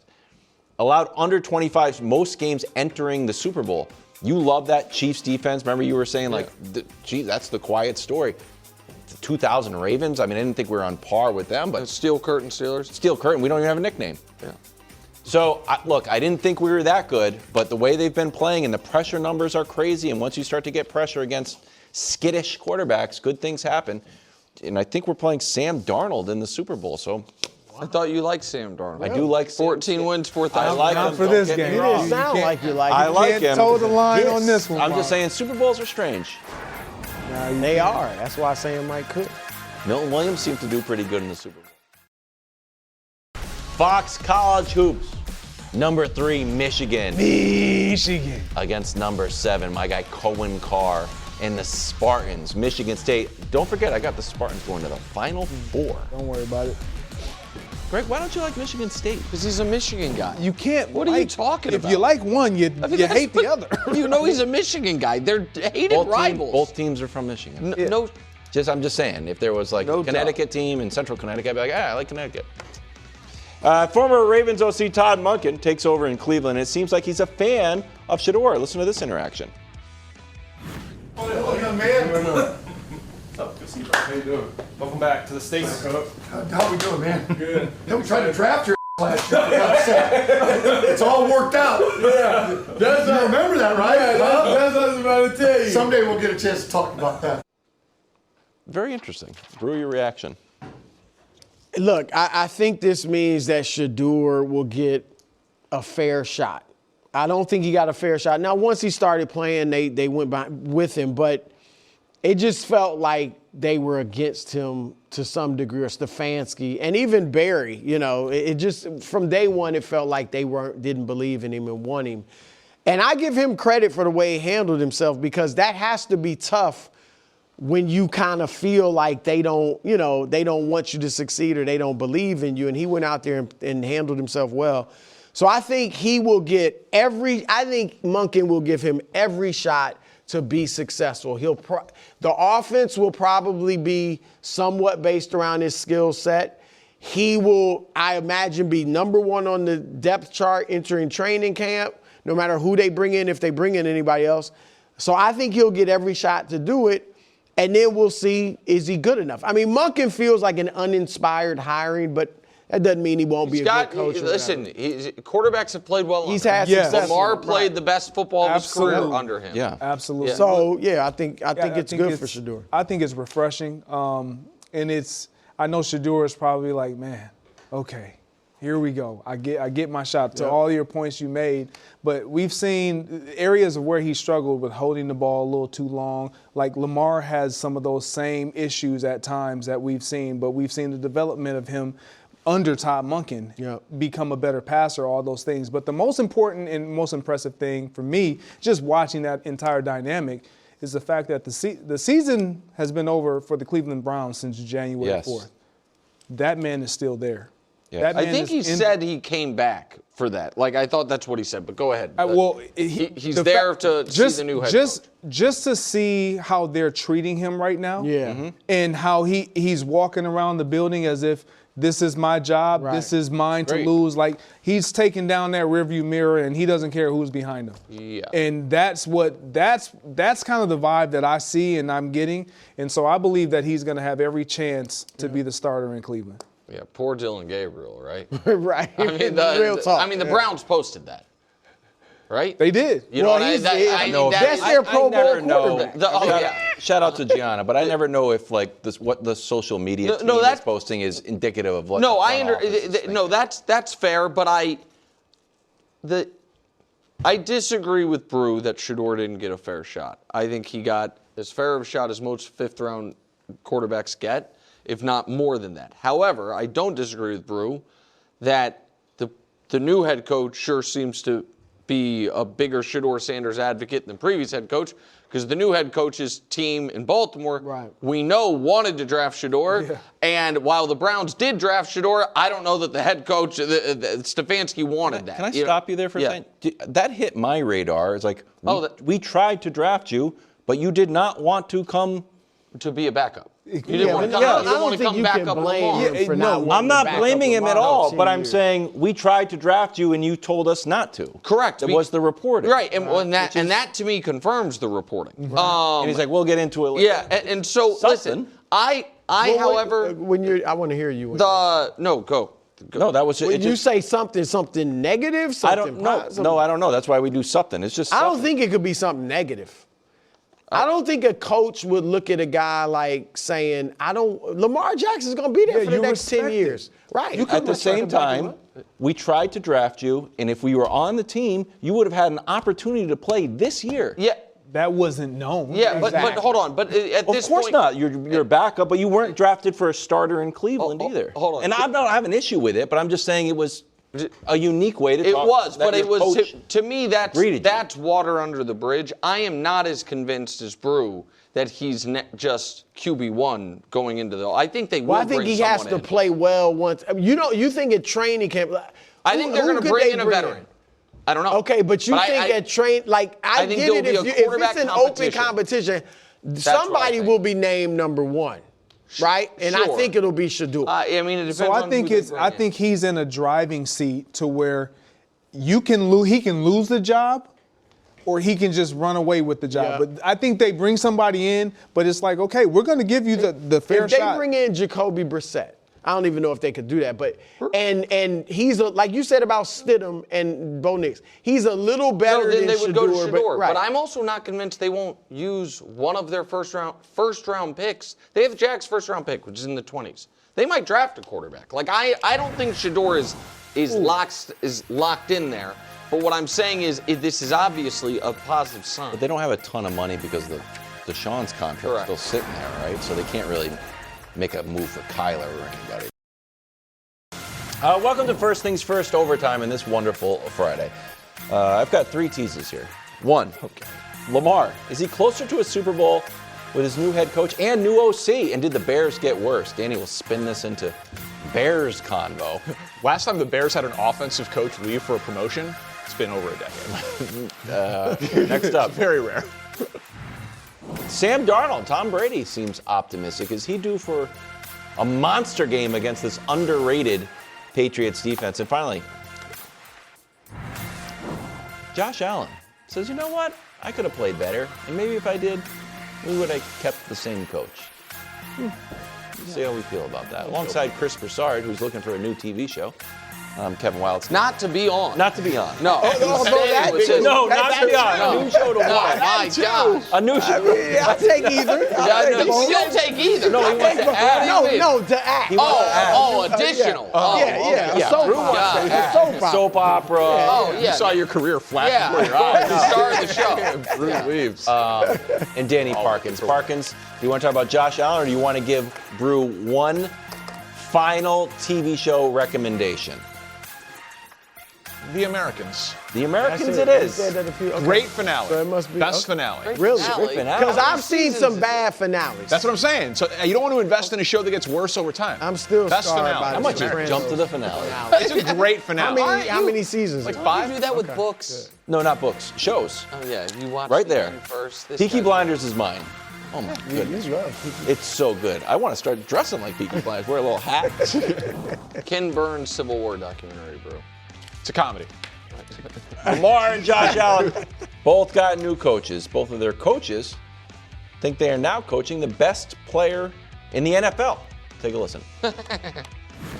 Everything I think about is trying to find ways to put him in a position to have success, because that's all I care about with him.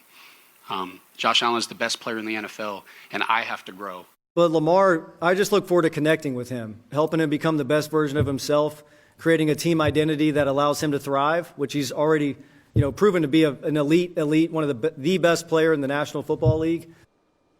Okay, Parkins. adorable. Which I just think Joe Brady was definitely saying Josh Allen's the best football player in the league. I think it's certainly on the table that Mentor was saying Lamar's been the best player when he's won the MVPs. Because the way he said it was like one of the best players, the best. I took that. I wasn't trying to. I took that as he means when he was That the he MVP. has reached Yeah. that mountaintop. I don't know. Okay. He was saying it as boldly as Joe Brady, but Yeah, it might be a distinction without a difference, right? He's praising his guy and saying that he can be the best player in football. Yeah. All right, which quarterback duo with a new head coach is closest to winning the Super Bowl in your eyes, Parkins? Well, I'm going to stick with the team that I thought was going to win the Super Bowl this year, the Bills, that made it to the playoffs. It went further, obviously, than the Ravens did, although it didn't end up how I thought. And maybe you guys will say this is reductive, but there's questions about both first-time head coaches. Mm-hmm. Obviously, both organizations are in a period of transition, and obviously the next coach could be worse than the one they had. Right? Minter could be worse than Harbaugh, certainly on the board, and Brady could be worse than McDermott. But I'm still pretty confident that Josh Allen is better than Lamar Jackson, and I know he's better than him when it counts. In the playoffs, these are not comparable players. They are comparable in the regular season. But in the playoffs, and you got to win 3 or 4 playoff games in order to win a Super Bowl, I will just take Josh Allen over Lamar Jackson 10 times out of 10 in the playoffs. And I know that's maybe a slight spin on the conversation, but Brady and Minter are the same exact type of question mark as head coaches. So I will just default to the quarterback that I trust more in the postseason. I mean, that's fair. Obviously, Josh has been better in the playoffs, but I have questions about the Bills' defense. Yes. Their offense is going to be great, like it always has been. But the defense, I'm not sure, because I agree with what Nick said earlier in the week. McDermott overachieved a lot of years with that defense. And maybe, to be honest, maybe with what we count as he couldn't get it done in the playoffs with his defense, maybe it was just the defense really wasn't as good as he made it look in the regular season. Then when they had better competition, they couldn't get it done. I'm convinced that both offenses, Ravens, Bills, is going to be good because of the quarterbacks. Jesse Minter has proven to be a great defensive coordinator in his brief time with the Chargers. So I don't have the questions about either side of the ball in Baltimore. I do have a question about the Bills' defense. So that's why I would say Baltimore. They're both in the same boat, but I would lean toward Baltimore. So I think it's on the board that neither one is that close next year. I don't like the rookie head coach thing. I understand the need to move on for both of these teams, but I think that there is a cost associated with that, and there's a real cost associated with that in this head coaching cycle where there weren't a bunch of veteran proven coaches available. The one, Mike McCarthy got hired. I know you don't love that. John Harbaugh got hired. Well, yeah, but John Harbaugh is one of the guys who got fired from these teams. I didn't think the Bills were going to hire him. Robert Saleh, I wouldn't have felt great about it. Just there wasn't, the surefire. Not that there's ever surefire, but Jim Harbaugh felt like a surefire answer. Sean Payton felt like a surefire answer. Hell, Andy for the Chiefs a dozen years ago felt like a surefire answer in that moment. So I don't love that piece of it. I don't love on the Bills side that I didn't think that the person they ended up hiring as head coach, Joe Brady, was going to get a head coaching job elsewhere. I do like the fact that I feel like Jesse Minter was. That Minter kind of had his choice of jobs. I know Joe Brady said this is the job he wanted and he interviewed for other jobs, so I don't know if I can't prove that, but it seemed like Josh Allen liked him. They liked the continuity, so they kept him. But the real thing that's changed enough for me, Danny, that because I normally would have just said exactly what you said, which is I don't trust Lamar in the playoffs, and I do, to a degree, trust Josh in the playoffs, certainly in the wild card round and then somewhat after that. Man, one of the things that used to work against Lamar is, man, that's such a tougher division just to get there, just to win the division, just to get the home playoff game. It's so much tougher in Baltimore's path. I don't think that's the case at all anymore. I think that if you take out Baltimore and Buffalo and you look at the 6 other teams, they're competing with, New England is drastically better than the next best team. And I don't think that we have seen enough from Josh Allen as far as what his playoff performances on the road have looked like, what their success has been, that you would feel great about them having to go the wild card path again if we think the Patriots are here to stay. And for the most part, I think they are here to stay. So I wonder if the emergence of Drake Maye and Mike Vrabel almost offsets your graphic, which is something historically I've totally agreed with, which is I just don't trust the Ravens and Lamar come the postseason. I agree that if we're removing Baltimore and Buffalo and then grading the other 6 teams in the respective divisions, New England would be the best team.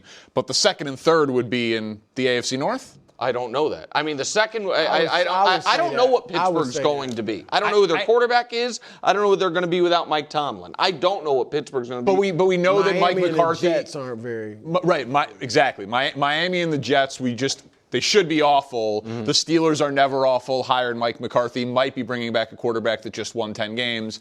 And then Cincinnati, I know they are a one-sided team, but it is still a team with, depending on where you have them, the 4th to 6th best quarterback in football. Cincinnati was not much better than Miami this year.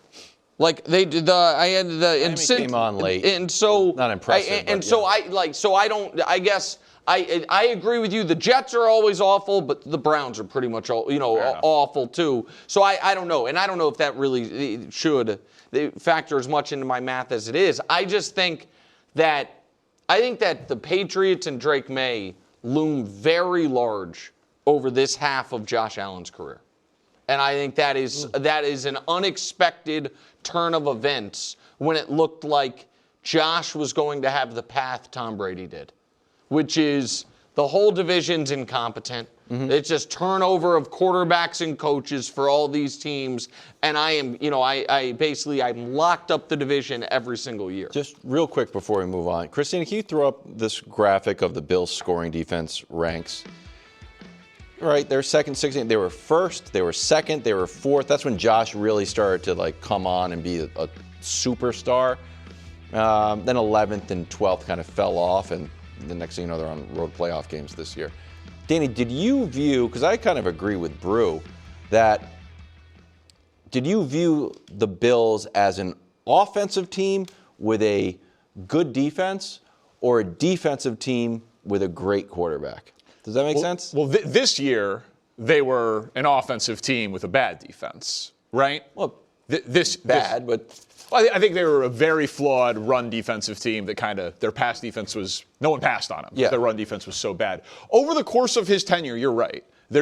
Sean McDermott has had their defense overachieve, and they've had a great quarterback. I think it's shifted. I think now they are considered, I would pencil them in to be a top 5 to 7 offense, like an offensive team. But where do you have the defense?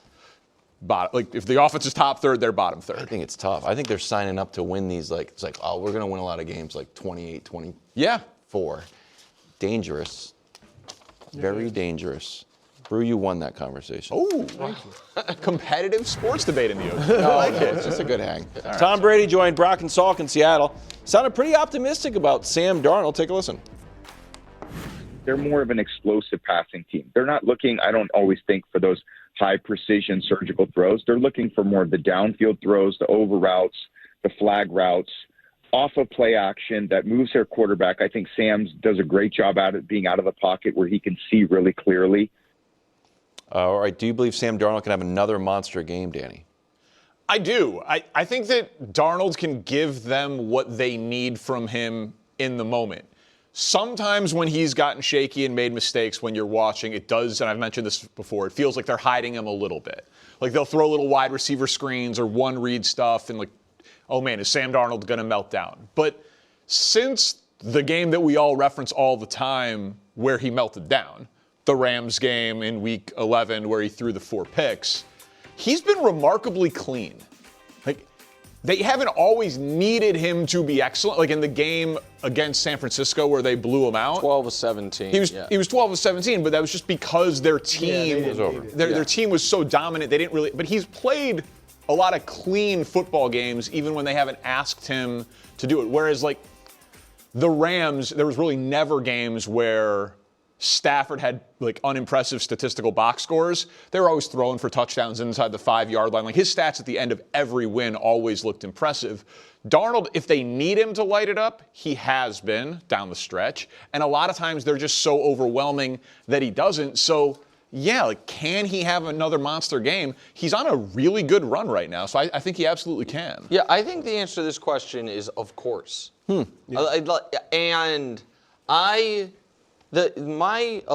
My frustration with some folks in football media refusing to acknowledge this is a small sample size sport and that your really bad performances, even if it's just a half of one game in a huge spot, weigh super heavy on your resume and your reputation.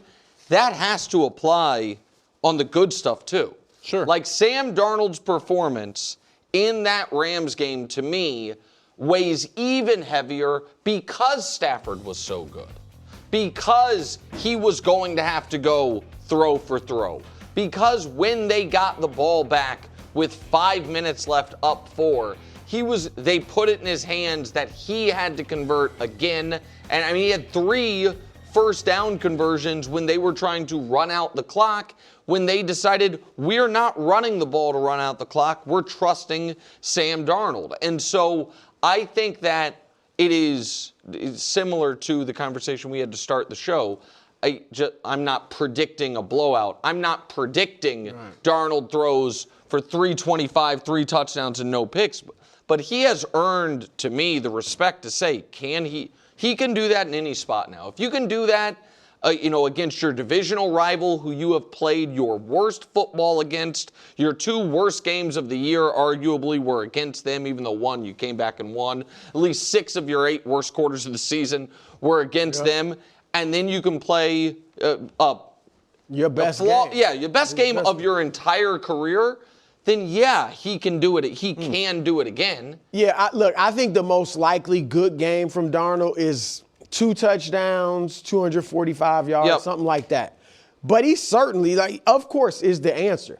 If he can stare down Matthew Stafford, the MVP, Super Bowl champion, why do you roll and play a great game, you don't think in a week where I don't know if he was watching TV or listening to the radio or anything, but all of the talk was about, can he get it done? Yeah. Is he going to melt down? Will he see ghosts? Blah, blah, blah. 6 interceptions in 2 games. And he was able to put all of that out of his mind, including the guy that he's facing across the field, and play his best game in his biggest game. Yeah, he could definitely do that. I think it's fair. The only thing I would add, Danny, is that the Rams defense was the 26th best defense since Thanksgiving. So what I think is fair is the same like Drake has not been good statistically in these playoffs, but he has played the top 5 defenses. So I'm like, you know what? His numbers haven't been good, but if I was a professor, I'd grade him up just because these defenses were so tough. Sam Darnold played amazing against the Rams. But that Rams defense was 26 since Thanksgiving. I'll just bring it down just a little bit. Just a little bit, and kind of. And the Patriots are playing their best defense. And the Patriots are playing great. So I'm just gonna. You're trying to do this. So I'm really glad you did this thing here. Yeah, I think because that's fair. but you are trying to get it to where the quarterbacks this postseason are even, and there is no amount of curve. There is no amount of extra credit you can give Drake's performance. I'm not even interested in it. I'm not trying. Sam Darnold has played better in these playoffs than Drake, certainly.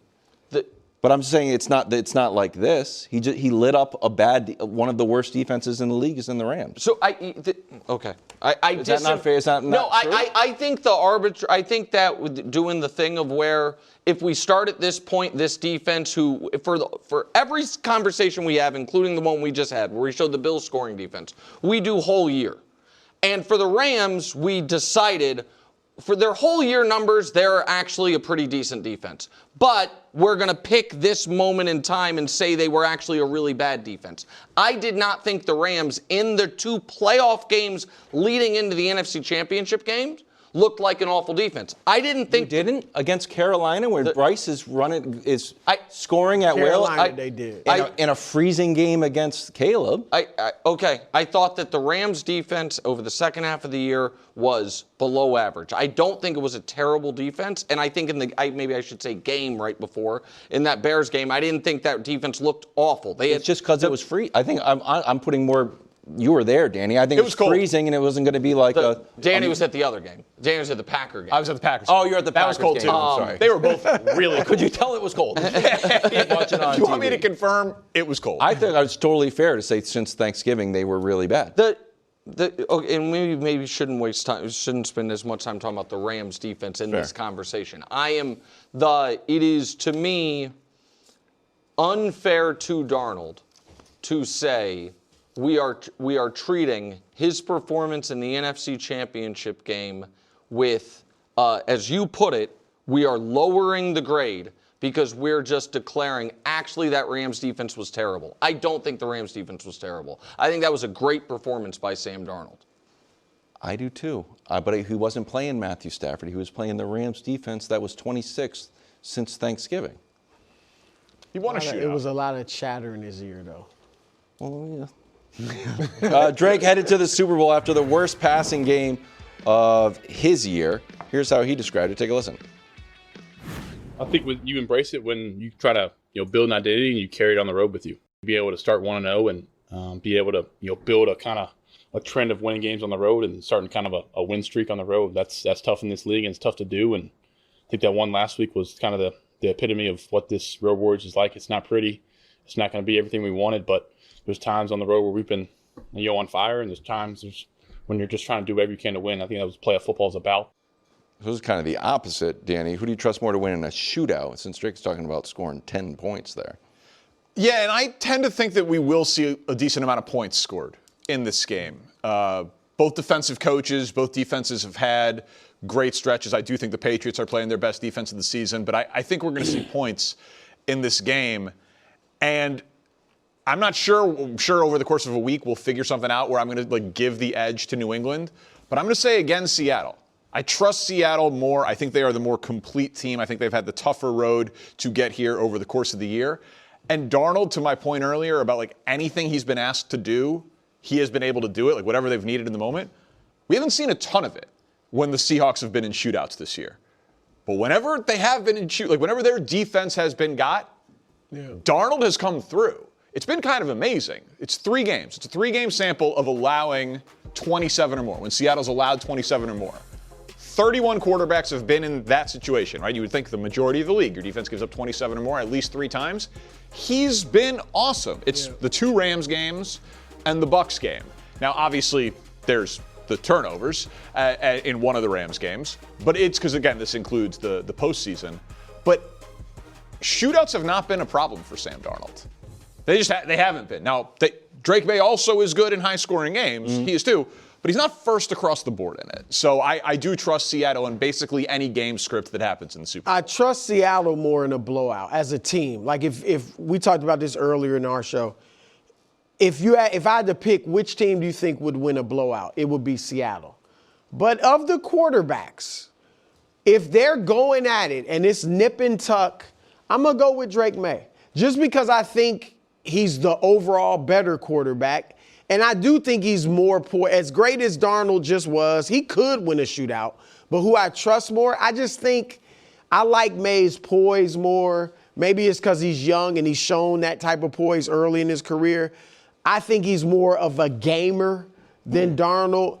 And so I just feel like if it's that type of game and I had to pick the quarterback, again, the team would be Seattle. The quarterback, I feel like Maye would be the one to kind of figure it out and make the big play like he did to Booty in the Texans game more so than Darnold. I would have felt that way a week or a month ago. But, and this might be, to use Danny's word from earlier, reductive. One of these guys is coming off the single best game of his life. The other guy is coming off the single worst game of his season. One of these guys, dealt with some mysterious, odd injury a couple weeks ago, seems to have had no impact on him, and he's fine. The other one, we learned, evidently has been dealing with a different mysterious, odd injury, and it got re-aggravated, and then he didn't practice today, and he threw for 40 yards in sunshine in the first half, and then 40 yards in a blizzard in the second half. When you look at how these two quarterbacks, if that's the focus of it, are coming into this game, having played this postseason, looking at Darnold's numbers versus Drake Maye's numbers, I trust the guy who's playing awesome, not the guy who his awesome game involved 4 fumbles and a pick. And as a little added bonus on that as far as shootout, the number 1 draft pick by a mile of the weapon you would want from either of these two teams is on Seattle. In a shootout. Yeah, that's what I'm saying. Yeah. The number 1 maybe weapon. The number 2. Booty's a great deep threat, but Cooper Kupp. Maybe the number 2. And so I just think JSN is the best offensive quarterback in this game by a mile. Nick loves the fumbles, not fumbles lost. That's a recent thing. He's on track to break the record for a playoffs. It's noteworthy. I know. I think it's something. I didn't love the interception. It was kind of a throwaway one, but Well, he's thrown 2 interceptions these playoffs. One was a throwaway. One was just a bad pass. I'm sure it wasn't. I'm sure it was actually good. But I thought it was bad. It was tips. Only Caleb's are good. He throws beautiful. Caleb. Welcome back to the OT. We got Greg Jennings and Willie Colon hanging out. We go to Buffalo, where the Bills held a press conference yesterday to introduce their new head coach, Joe Brady. But as you see, Josh Allen limping on some crutches there. He's got the boot. He's recovering from surgery. But, of course, him and Joe Brady have a relationship, last 3 years as his offensive coordinator. But Josh Allen was reflecting on his role that led to all this change in Buffalo. Take a listen. I'd be lying to you if I'm sitting here saying that, I feel like I had part in it, because if I make one more play that game in Denver, we're probably not having this press conference right now. We're probably not making a change. And in all honesty, we're probably getting ready to play another game. And that's the hard part to take in from my perspective. That he can probably remove the word probably from it, is how I felt. Like, when the owner comes out and says, I did not consider firing Sean McDermott until we lost the game and how I saw the locker room after the game, and you were the quarterback who made the turnovers and were crying after the game. If you take the owner at his word, which maybe we shouldn't, but for the purposes of this exercise, I have chosen to, of course Josh Allen should feel like that. Is that not? I feel like it's the only conclusion that you could come to. It felt morbid, that whole comment. It felt dark, man, because it's tough, right? Because you talk about the 2 interceptions, the 2 strip sacks. He had the big heave in overtime that gets picked off. It was all on him, right? He's the guy. He's our Superman. We talk about him being able to put on the cape so many times, and then your coach gets fired after it. It's tough to process. And then I think also he's on crutches, right? So all of it has like an avalanche on him as being the guy on the face of this franchise. I was a part of a firing, man. When I was at the Jets and we let Rex Ryan go, as one of the elders in that locker room, man, I felt like me, the Brickenshaw Ferguson, God rest his soul, Nick Mangold, we felt like we let him down, right? Because we knew what our deficiencies was. But we felt as a unit, we could have played better. We could have won some more games. We had a young Geno Smith. We knew what he was lacking. But overall, we felt like we could have played better throughout the season. And watching a head coach, Greg, I don't know if you've ever been part of it, but Rex was crying. And they gave him his boxes and told him to exit left, right? Like his dad once coached for the Jets. Like, so there was so much, it was such an impactful moment, but it also taught that young locker room that we did have, because in 2013 we're the second youngest team in the league, that your play has consequences. And this is the consequence. So Josh, being an elder, if you will, understands that him not being his best in that game cost a man his job. Heavy is the head that wears the crown. No question. That part right there. And we all knew all season long, watching the Buffalo Bills the last few years, as he goes, they go. And we knew these performances that he has where he's stellar, but previous years, just recently, being more efficient. This year, he had a couple games where turnovers are up. Obviously, in that game, they were up. But it's largely because of those risks that he takes, that superhero cape mentality that he wears and has to, because of the lack of productivity they have in other areas. Like, you wear that. And should ownership not have put it on him? Because I was critical of that press conference. That's a fair question. I was critical of that press conference because of the logical inconsistencies. Like I said on the front end that I would have fired McDermott because there was just too much scar tissue there needed to be changed after always coming up short of the defense allowing as many points in the playoff exits. A lot of people disagreed with me on that. That's fine. But coming out and saying the reaction of the emotions in the locker room are what made me think I needed to fire the coach. When the quarterback said that he was crying because he felt like he let the team down, and then Deion Dawkins started crying when he heard what Josh said. Like, they weren't crying about Sean McDermott; they were crying about Josh Allen. Yeah. At least Deion Dawkins was. So like it was an odd thing for the owner to put on his quarterback. And I think that's why that comment's heavy for Josh, because it felt impulsive, right? Like, normally when we talk about coaches being dismissed from a team, it's because the locker room has given up on the coach. They're on the hot seat for weeks. Yeah, their ears are falling, like his words are falling on deaf ears. Those guys was crying because they also felt like they let down McDermott. They were crying because they felt like they let down Josh. Just starting all pro left tackle, damn near had a mental breakdown because he was like, man, if Josh feels that way, then we let him down. So and then there's a firing afterward. Nobody was on the same accord. Everybody in our locker room felt like they was going to run it back the next year, and it didn't happen. So it was like, man, we blew it up. To some degree, though, as players, you have a feeling of, man, we have to do this for coach, or else we know what could be really waiting for them. And when I look at Josh and I look at this team, the fact that there was no Patrick Mahomes in the postseason, there was no Lamar Jackson in the postseason, and you still didn't get it done. That combination of not having those individuals that you've had success with, but you could take a loss to Patrick Mahomes, but the way that they lost, who they lost to, it felt like a missed opportunity. Absolutely, and that weighs more heavily on your head coach and obviously the play of your quarterback because of what he was to that team all season long. We have more coaching news as we go to Cleveland. Shedeur Sanders has his guy, and it is Todd Monken, former Ravens offensive coordinator. His first stint as an NFL head coach comes at 59 years old. And Todd Monken, maybe he's just saying everything that you want to hear on the first day on the job, but he seems to be a huge fan of working with Shedeur Sanders. Take a listen. Hello, young man. What's up? Good to see you, bro. How you doing? Welcome back to the States. How we doing, man? Good. Hey, we tried to draft your last year. It's all worked out. Yeah. You remember that, right? Yeah, that's what I was about to tell you. Someday we'll get a chance to talk about that. And then Shedeur Sanders takes to his Instagram and very excited with the, it's time and the flame emoji. You can translate that. Welcoming his head coach, Todd Monken. Will, you like this hire? For Shedeur? No, I don't. Okay. Yeah, I don't. We got to understand Todd Monken's only a few years younger than Pete Carroll.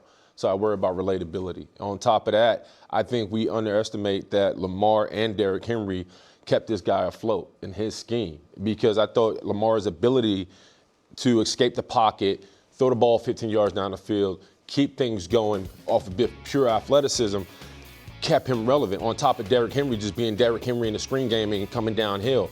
At times, we've seen in big games, this man get stumped. AFC Championship 2003 against the Kansas City Chiefs. Who stumped him? Spags, right? So we've seen elite coordinators match up against him and put him in the baby seat. So now you're sitting and telling me you got Shedeur Sanders, who is not as athletic as Lamar Jackson. Yeah, nobody is. We have a young quarterback, a young running back in the Browns, who I think is good. But nevertheless, what he did in Baltimore, I think was only elevated because of the personnel. He's brought into this building to be the end-all be-all, to elevate this offense. And I don't think he has the same skill set as what he had in Baltimore. So I do like it. I like it because of what we saw. If I take it for what we saw on face value, the interaction, it seemed genuine to a degree. You could tell that Shedeur felt like, man, all right, here we go. Fresh start, clean slate. I get a real opportunity to show what my worth is from the start and an opportunity to compete.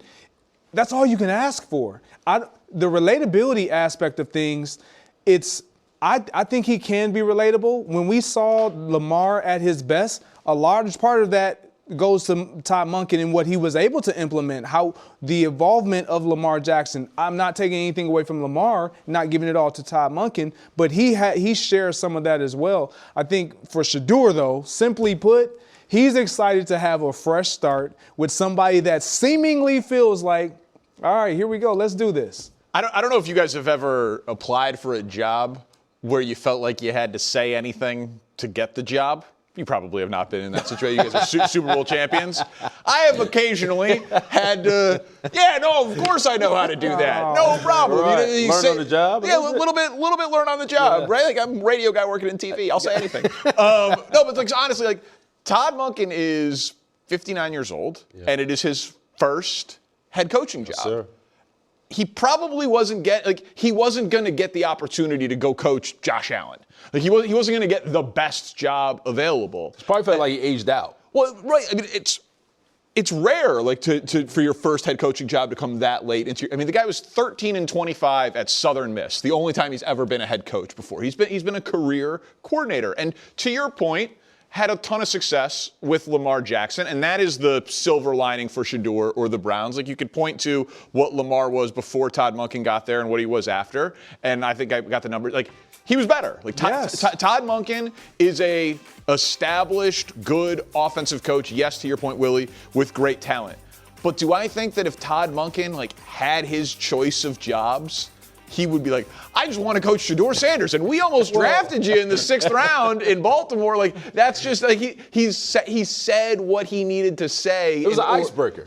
And I'm guessing in the interview process, hey, what do you think about Shedeur Sanders? I loved him. We almost drafted him in Baltimore. I could coach him up. Like, does he replace Snoop Huntley? Does he? Right. Like, does he actually believe it, or did he say what he needed to say in order to get the only head coaching job that he could have possibly got? So both things can be true. Okay. He could say what needs to be said, and also have a feeling and a sentiment that revolves around that. Look, I think what he said, how he said it, the fact that they chose to bring in Shedeur, have them meet, record it, we all see it. Naturally, you're going to try to put on a little bit to make sure that you look good. But I don't think he was just putting on and just saying whatever he needed to say in that moment. I do. Listen, the date goes better when you bring flowers and chocolates, right? So you got to start off on a good foot. You're not going to go up in there and say, hey, man, let's see how it goes. You got to say something. And I think some people, Mike McDaniel, didn't even want to interview for the Browns head coaching job to take the offensive coordinator job with the Chargers. Like, this is not that desirable of a job, but it is a desirable job if you can't get a head coaching job anywhere else. But quick, DP, look at what he's also stepping into. There's a lot of guys in that locker room that feel like Jim Schwartz should be the guy, and he's been stepped over. So now he's dealing with some guys that are like, man, I get it. We're not going to say some guy. Myles Garrett feels like there you go. Okay, so it's a weird spot for him to be in. But he gets to be a head coach in the NFL. There you go. And there's only 32 of those jobs. So if anyone wants to hire me, might be available. I'd be a great play caller, by the way. Don't you guys think? Pass on every down. That's the problem right there. Yeah, every down. Shotgun. You can't sell that. Five wide. Right. 5 wide. Welcome back to the OT in Seattle. Mike Macdonald, Seahawks head coach, took to the podium today ahead of their practice. was asked about the Patriots offense as they get ready for the Super Bowl. It's a big game coming up next Sunday. And here's what he said about his opponent's offense. Take a listen. It's rooted in their system without having been there the whole time, but have gone against the Patriots for a number of years. There's like the core principles seem like they're there, and then look, you got to give them a lot of credit. I mean, it's an incredibly efficient offense. They've been explosive. There's definitely some things that they're probably doing that's exclusive to Drake, and as they should. But that's what you'd expect from a great offense is have a great foundation and be able to build around your players. Greg, do you think that Drake Maye can overcome this Seahawks defense? I think he can. Do I believe he will? That's a different question. But yeah, okay. I mean, we're not ready for predictions yet, but go ahead. Look, I think he can. When Mike McDonald talks about how they've been running their offense and how efficient they've been, large part for that is because of what Josh McDaniels has been able to do as a play caller.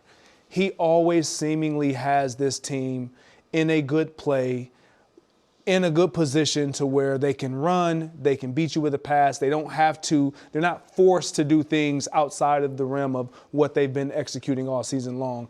And so when you get in those situations, you tend to have favorable situations and matchups. Drake Maye has always stepped up to the plate and been what they've needed in moments when they need him to be that. So I think he can overcome it. Look, this defense doesn't give up a whole lot to a lot of quarterbacks. Matthew Stafford, who probably is going to walk away with the MVP this year. But in fairness, over Drake Maye. Absolutely. He has been one of two. Baker. He's the only 38-35. He's the only other quarterback that's really torched this defense. Outside of that, they just don't give you a lot of great opportunities. But again, Josh McDaniel, he's been here before. He can put his team in good situations. Yeah, I think he's definitely capable. I think it's a matter of going into this game, how much can he control his nerves, right? How much can he understand that this D-line that he's about to go against, man, is they're going to try to speed up his process. And we just mentioned, you don't want Drake Maye to get out of character and feel like he has to play hero ball, right? You want him to stay calm and methodical and do what he did thus far during the playoffs. As far as explosive, I just don't think that's their game. Like you said, that's a component of their scheme. But I think it really comes down for them to be able to set up off-play action, run the ball, and stay ahead of the sticks. I just worry about his nerves. I think we've never this right here. I think we're going to tell a lot about Drake Maye, because going into this game, man, there's going to be a lot of pressure on him to answer the bell. He's done it thus far in the regular season. The playoffs, he has some turnover woes. This game is going to be big. So the Super Bowl, it's going to be big. Man, I'm going to write that down.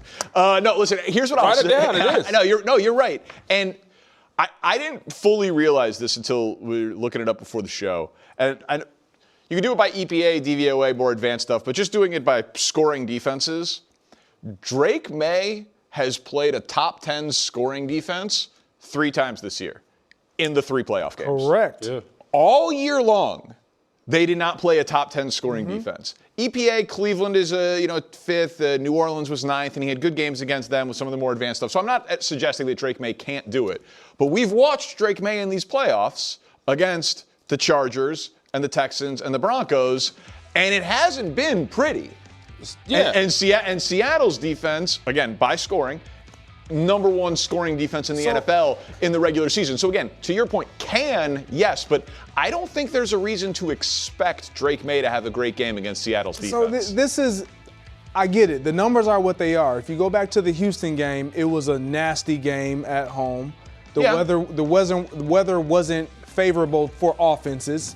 And then you look at the game that they just played that's on your screen right now. Yeah, this will be balmy for what New England's dealt with. Correct. Sure, no doubt. So I don't take those numbers and say, oh, yep, it's been the playoffs. That's why he's struggling. But he's also not that proven against great defenses. Yeah, I good get, weather or not. I get all of that. But that goes back to I know we laugh at my last statement, but you're talking about the Seattle Seahawks having a really good defensive line, this being a Super Bowl.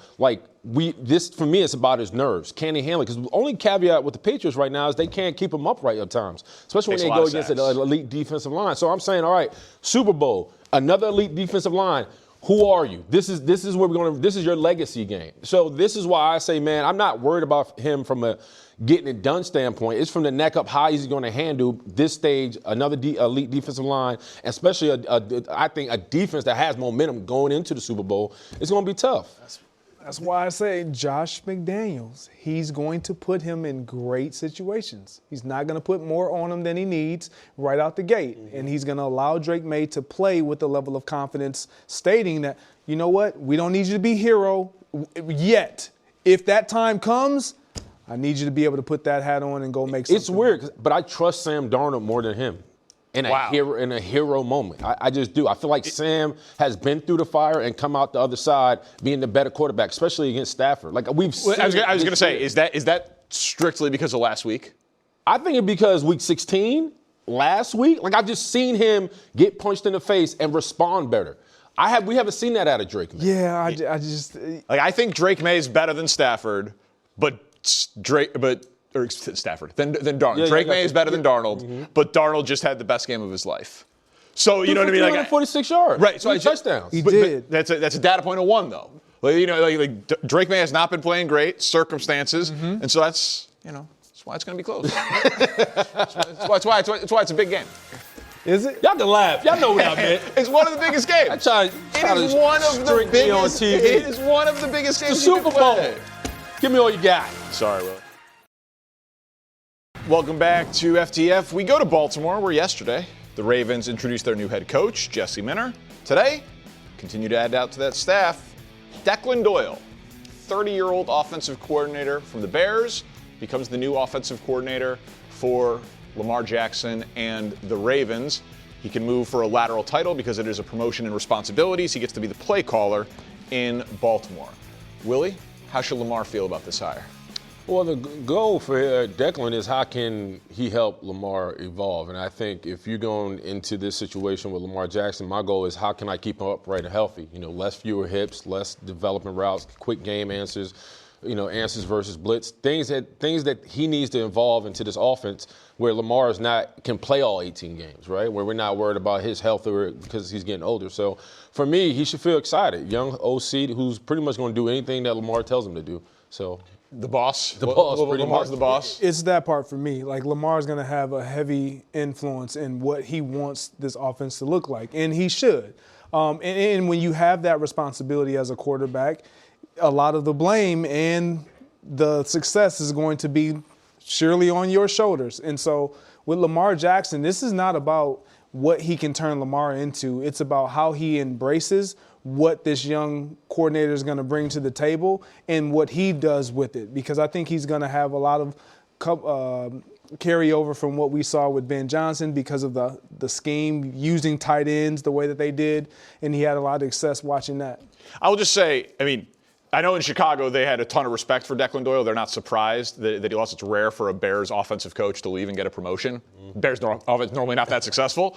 But it's a first-time head coach. That's a really good point. I'm just saying, Adam Gase is the last one. 2015, a long time ago. Wow. It's first-time head coach and first-time play caller. That's a lot of inexperience at key positions for Baltimore. Side of the ball. Enjoy the weekend. We're back on Monday on the OT. Thank you.